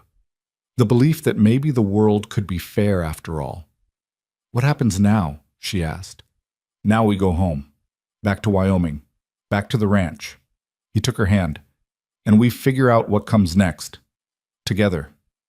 "Together," she repeated and smiled. "I like the sound of that." They stood in the twilight, watching the stars emerge over the mountains, knowing that the hardest part was behind them. Whatever came next, and there would be challenges, complications, the normal difficulties of building a life, they would face it the same way they'd faced Caldwell, with courage, with principle, and with each other. The journey back to Wyoming felt different than any ride Caleb had ever taken. The weight that had pressed on his shoulders for months, the fear, the uncertainty, the constant vigilance, had lifted, replaced by something he'd almost forgotten existed. Hope. Not the desperate, clinging kind that comes from having no other choice, but the real thing, solid and warm and built on actual foundation. Lydia rode beside him in comfortable silence, the kind of quiet that came from two people who'd been through fire together and emerged understanding they didn't need words to communicate everything. Her father was healing, slowly but surely. Caldwell was in federal custody, facing charges that even his money and influence couldn't buy his way out of. The documents William Moore had risked everything to secure were working their way through the legal system like dynamite through stone. But every mile closer to the Turner Ranch brought a different kind of tension, the awareness that they'd left things unfinished between them. They'd confessed feelings in desperate moments, kissed in the lamplight of his office, made promises about after. Well, after had arrived, and neither of them seemed quite sure what to do with it. Marcus was waiting in the yard when they rode in, relief washing over his weathered face so visibly that Caleb felt a pang of guilt for the worry he'd caused. "Boss. Miss Moore." Marcus gripped Caleb's hand hard enough to hurt. "Heard some of what happened through the telegraph. Federal marshals came through, asked some questions, seemed satisfied. Said to tell you that Caldwell's not getting out anytime soon." "My father?" Lydia asked, dismounting with the stiffness of someone who'd spent too many days in the saddle. "Got word yesterday. He's conscious and talking. Doctor says he'll make a full recovery given time." The tension that had been Lydia's constant companion visibly drained from her body. She swayed slightly, and Caleb was there instantly, steadying her with a hand on her elbow. "When's the last time you slept properly?" he asked quietly. "I don't remember." She laughed, but it came out shaky. "I don't think I've really breathed since we left." "Then breathe now. We're home. We're safe. It's over." Home. The word hung between them, significant in ways neither had fully acknowledged. This was his home, his ranch, but somewhere along the way it had become hers too, in ways that had nothing to do with employment and everything to do with belonging. The men emerged from various buildings, Henderson, Dutch, Billy, the Miller brothers, all wearing expressions of curiosity mixed with genuine relief. They'd held the ranch together in Caleb's absence, kept things running despite the uncertainty, and he felt a wave of gratitude for their loyalty. "Cookhouse has been pretty lonely without you, Miss Moore," Henderson said, his usual gruffness softened by something approaching affection. "Billy tried making biscuits yesterday. We're all still recovering." "Hey, I followed the recipe exactly," Billy protested. "The recipe doesn't say to use salt instead of sugar, you idiot." The familiar banter, the normalcy of it, made Lydia smile properly for the first time in days. "Then I suppose I'd better get back to work before you all starve." But Caleb saw the exhaustion in every line of her body, the way she was holding herself together through sheer will. "Not today. Today you rest. That's an order from your employer." "My employer?" Her eyebrow arched. "I thought we'd moved past that kind of formal arrangement." "We have, but I'm pulling rank anyway. Marcus can organize something for supper. You're going to your room, and you're going to sleep for 12 hours. For a moment he thought she might argue, but then she simply nodded. 12 hours sounds like heaven. She walked to the cookhouse, her steps slow but steady, and Caleb watched her go with feelings he was still learning to name. Relief that she was safe, gratitude that she'd come back, and underneath it all, a fierce protectiveness that had nothing to do with employment and everything to do with love. He'd hired a cook to save his ranch. Instead, he'd found the person who made survival feel like living. Marcus cleared his throat meaningfully. So, you gonna tell me what happened, or do I have to hear it from telegraph gossip? Caleb turned to find his foreman studying him with those sharp old eyes that saw too much. Let's walk. I'll tell you everything. They toured the ranch as Caleb laid out the whole story. The documents, the confrontation, Caldwell's arrest, the community of farmers finally standing together. Marcus listened without interrupting, occasionally nodding, his expression growing more satisfied with each detail. So it's really over, Marcus said when Caleb finished. Caldwell's going to face justice. Federal charges, multiple counts. Chen says with the evidence we have, he's looking at years in prison, even if his lawyers manage to reduce some charges. And the families he hurt? They're protected now. Federal oversight on all the land transactions, investigations into the bribes and intimidation. It'll take time to sort everything out, but the corruption's been exposed. It can't continue the way it was. They'd reached the ruins of the barn, and Caleb stared at the charred timbers with mixed emotions. The destruction still stung, still represented a setback that would take months to recover from.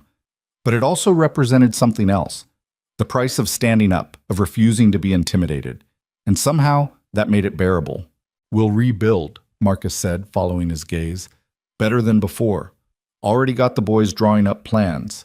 Henderson thinks we can have the frame up in 3 weeks if we all work together. 3 weeks? Caleb shook his head in amazement. When did you become an optimist? When you came back alive with Miss Moore beside you and Caldwell in custody.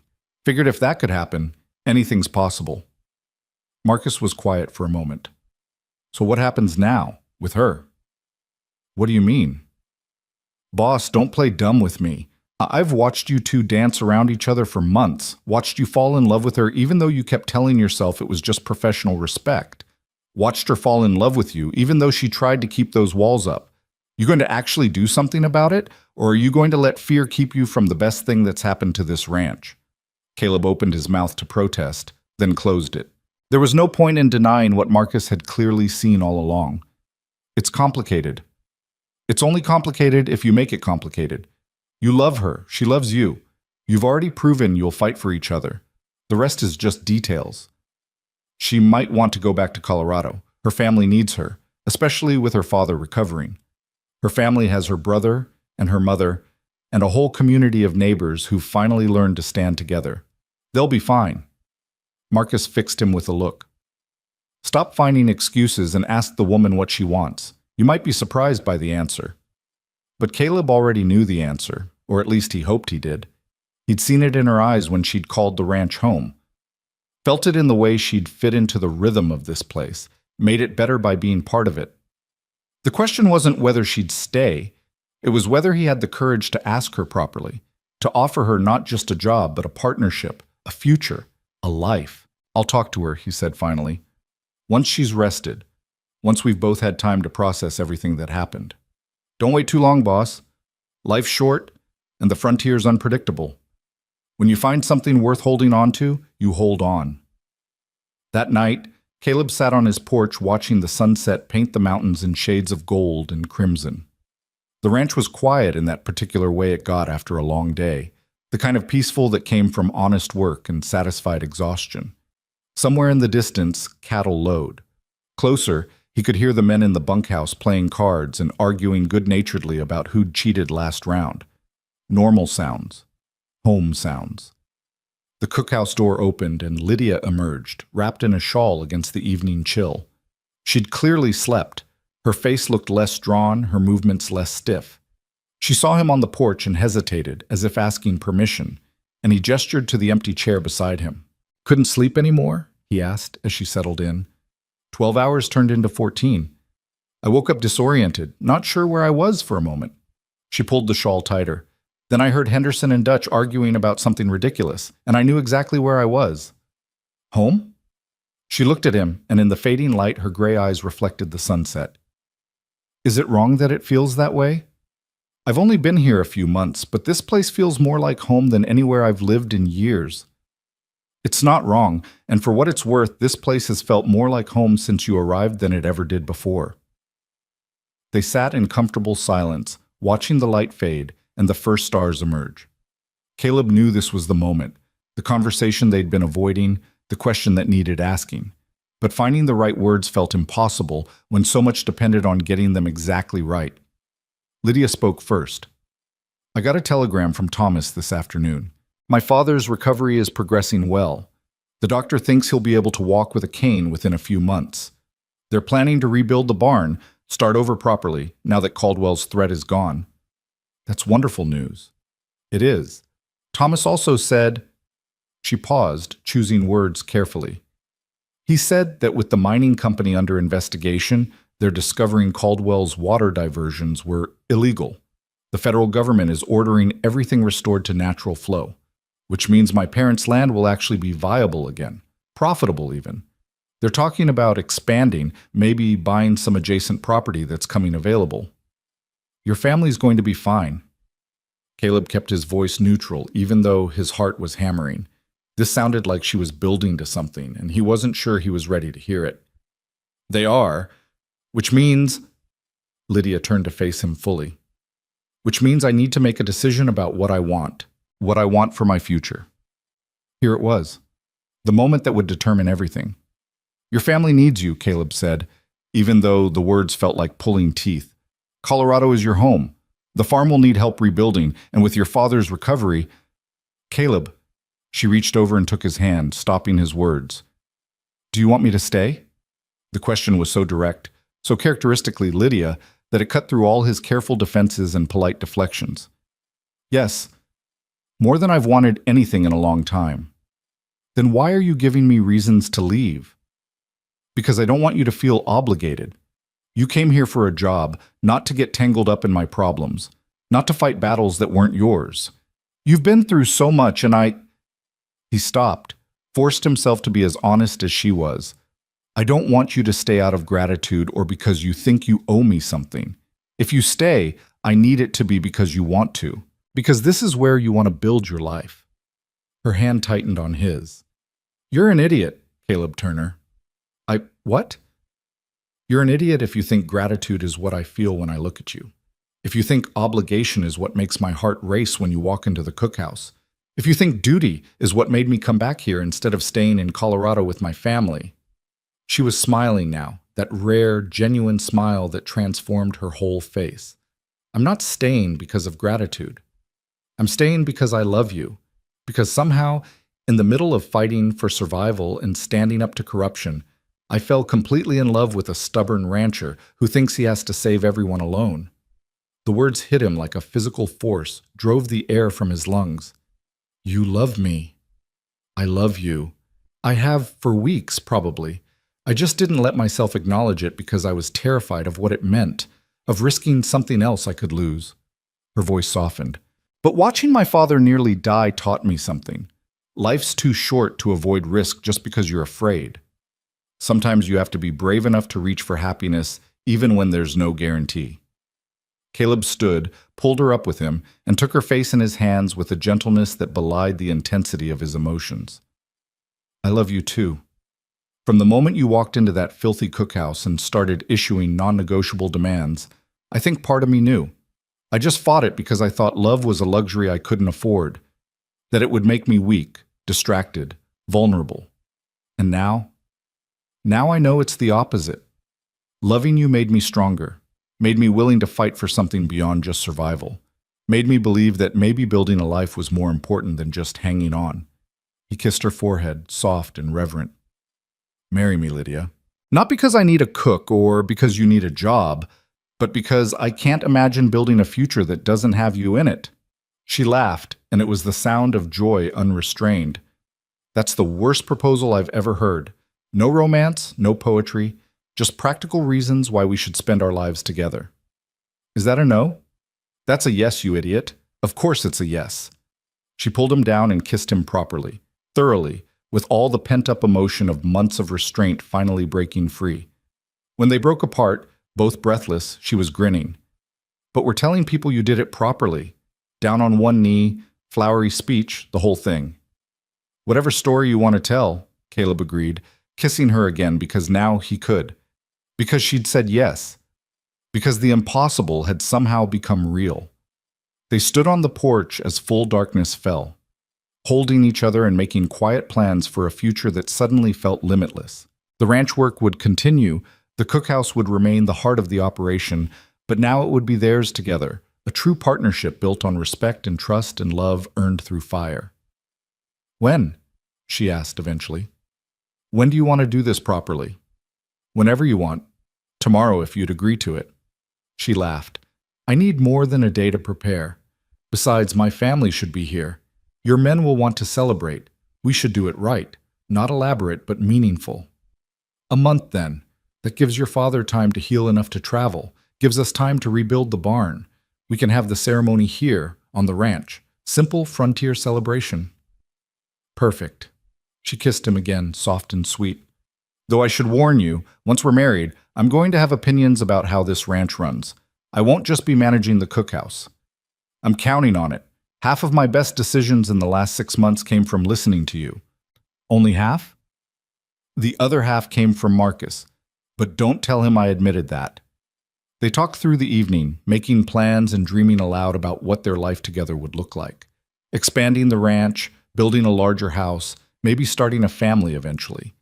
Normal dreams, the kind that felt extraordinary after months of just trying to survive. The next few weeks passed in a blur of activity and anticipation. The barn raising became a community event, with neighboring ranchers arriving to help. Word had spread about Caleb's role in bringing down Caldwell, and suddenly the Turner Ranch had friends it hadn't known existed.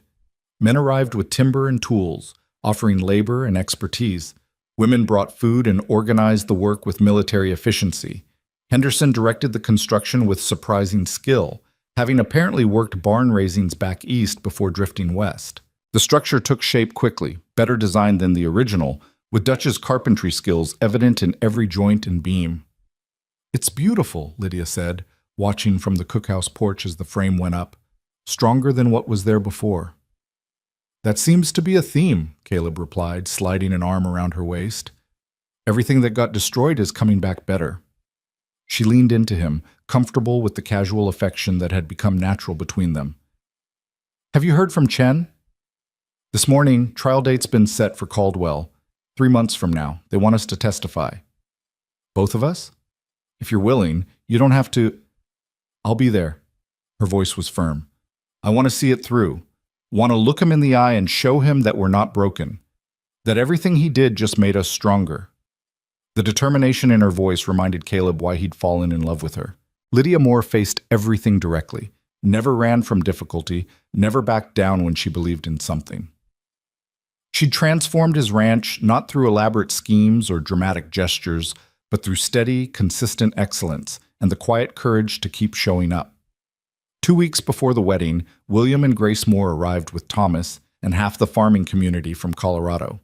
William was still gaunt from his injuries, walking with 2 canes and moving carefully, but his eyes were bright and his spirit clearly unbroken. So you're the man who's marrying my daughter, William said, sizing Caleb up with the same direct assessment Lydia employed. If she'll still have me, sir. She'll have you? Girl's got good judgment about people, always has. William's expression softened. Thank you for standing with her when she needed it, for not letting Caldwell win, for giving her a reason to stop running. I think we gave each other reasons to stop running, Caleb said honestly. Your daughter saved this ranch as much as I saved her. Maybe more. William nodded slowly. That's the right answer. You'll do fine. Grace was less reserved, pulling Caleb into an embrace that conveyed years of gratitude words couldn't express. You brought my daughter back to me, back to herself. That's a debt I can never repay. There's no debt, Mrs. Moore. I love her. That's all the reason I needed. The days before the wedding were filled with preparations that transformed the ranch into something almost magical. The men built a simple arch near Lydia's herb garden, decorating it with wildflowers and sage. Tables appeared in the yard, enough to seat 50 people. The cookhouse kitchen became command central, with Grace and Lydia working alongside several neighbor women to prepare food for the celebration. Caleb tried to help and was repeatedly shooed away with instructions to stay out of the kitchen and let us work. So he focused on other preparations, ensuring the guest accommodations were ready, that there was enough feed for all the extra horses, that everything was perfect for the woman who'd made perfection seem effortless. The night before the wedding, Marcus found him in the new barn, ostensibly checking on the horses, but really just trying to calm nerves he hadn't expected to feel. "Cold feet?" Marcus asked, leaning against a stall door. "No, just reflecting. A year ago this ranch was failing. I was failing. And now you've got a thriving operation, men who respect you, neighbors who will help when needed, and tomorrow you're marrying the best woman in the territory. Yeah, things have changed.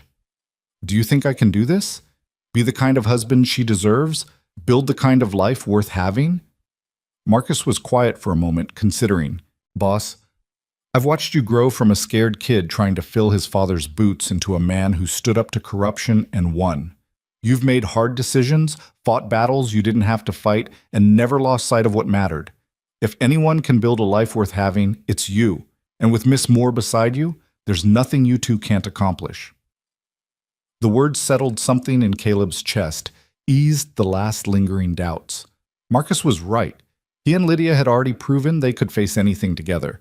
Marriage was just making official what had already become true.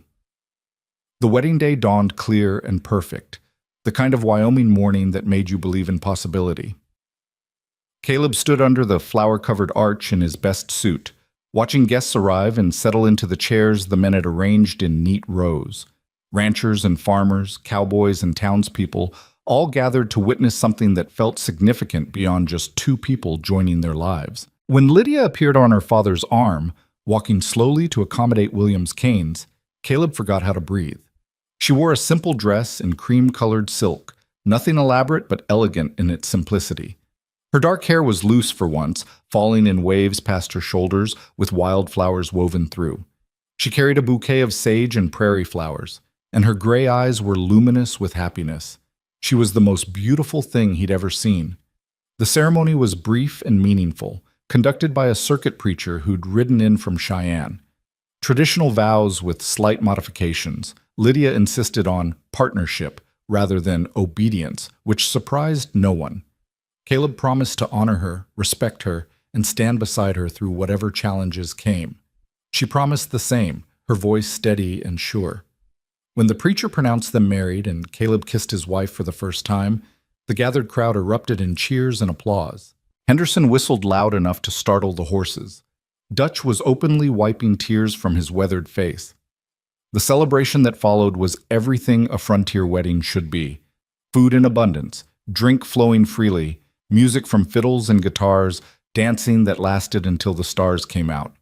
Caleb danced with his wife, with Grace Moore, with every woman present who asked. Lydia danced with her father, moving slowly and carefully in deference to his injuries, both of them crying happy tears. "You did good, boss," Henderson said during a break in the music, raising his glass and toast. "Real good." "We all did good," Caleb corrected. "This ranch, this life, it's all of us together. Every man here contributed to making this possible." "True enough. But you and Miss Moore, Mrs. Turner now, you're the heart of it. You showed us what it means to stand for something, to fight for what matters." Henderson's expression turned serious. "We'd follow you anywhere, both of you. You know that, right?" Caleb did know it, and the knowledge humbled him. He'd started out just trying to survive, to keep a failing ranch from complete collapse. But somewhere along the way, he'd built something more than a business. He'd built a community, a family of sorts, bound together by shared struggle and mutual respect. As the evening wore on and guests began filtering away to their accommodations, Caleb found himself alone with Lydia near the herb garden where they'd had so many quiet conversations. She was tired but radiant, leaning against him with comfortable ease. "Happy?" he asked, kissing the top of her head. "Happier than I ever thought possible. When I came here 6 months ago, I was running from everything, my past, my problems, my fear. I thought if I could just find a place to hide, to be invisible, maybe I could survive." She turned to face him. "But you didn't let me hide. You saw me, really saw me, even when I tried to keep walls up. And you showed me that survival isn't enough, that life is supposed to be more than just enduring. You showed me the same thing. I was so focused on not losing the ranch that I'd forgotten what I was keeping it for. You reminded me that land and cattle don't mean anything if you don't have people to share them with. They stood in the darkness, holding each other and listening to the sounds of the ranch settling for the night. Somewhere, a coyote called. The wind moved through the sage with its distinctive whisper, normal sounds that now felt like music. "So what do we do now?" Lydia asked softly. "We've fought the battles, won the war. What does the peaceful part look like?" Caleb laughed. "Knowing us? Probably not very peaceful. There's always going to be something, drought or harsh winters, cattle prices fluctuating, equipment breaking down. The frontier doesn't really do peaceful. But we'll face it together. Together. Always." They walked back to the main house, their house now, as the last guests headed to bed and the ranch grew quiet. Tomorrow would bring new challenges, new work, the endless cycle of frontier life. But for tonight, they could simply be husband and wife, partners in every sense, ready to build a future on the foundation they'd fought so hard to establish. Caleb looked back once before entering the house, surveying his land under the starlight. The ranch Marcus had called a failing operation, the place he'd almost lost to desperation and isolation. It looked different now, felt different, not because of any physical changes, though the new barn and other improvements certainly mattered. It was different because of the woman beside him. Because Lydia had walked into his carefully controlled world and shown him that control was less important than connection. That strength came not from standing alone, but from finding someone worthy of standing beside. He'd thought she was just a cook, a temporary solution to a temporary problem. He'd been wrong about everything. She was his partner, his equal, his future. She was the reason the ranch had transformed from mere survival into actual life. She was the heart of everything he'd built and everything he hoped to become. And as they crossed the threshold together, stepping into their shared future with hope and love and the hard-won wisdom of people who'd faced their fears and won, Caleb understood something fundamental about the frontier, about life, about everything that mattered. The best things weren't found through careful planning or rigid control. They came when you were brave enough to let someone in, strong enough to fight for what mattered, and wise enough to recognize that love wasn't a weakness to be avoided, but the very thing that made survival worth the effort. He'd hired a cook to save his ranch. Instead, he'd found his life's love in the kitchen and discovered that sometimes the best thing you could do was stop trying to control everything and simply let yourself be saved in return. The Turner Ranch would continue to grow and prosper through seasons of plenty and hardship. Caleb and Lydia would face challenges together, build a family, weather storms, both literal and metaphorical. Years later, when people asked about the ranch's success, they would point to many factors: good land, hard work, smart decisions. But those who really knew, who'd been there from the beginning, understood the truth. The Turner Ranch succeeded because it became a home. And it became a home the day Lydia Moore walked into a filthy cookhouse and decided that chaos was just order waiting to be discovered, that a struggling rancher was a good man waiting to be believed in, and that sometimes the bravest thing you could do was stop running and start building. In the end, it wasn't the land or the cattle or the buildings that mattered most. It was the love that transformed survival into living and made a lonely ranch in the middle of the Wyoming Territory feel like the center of the entire world.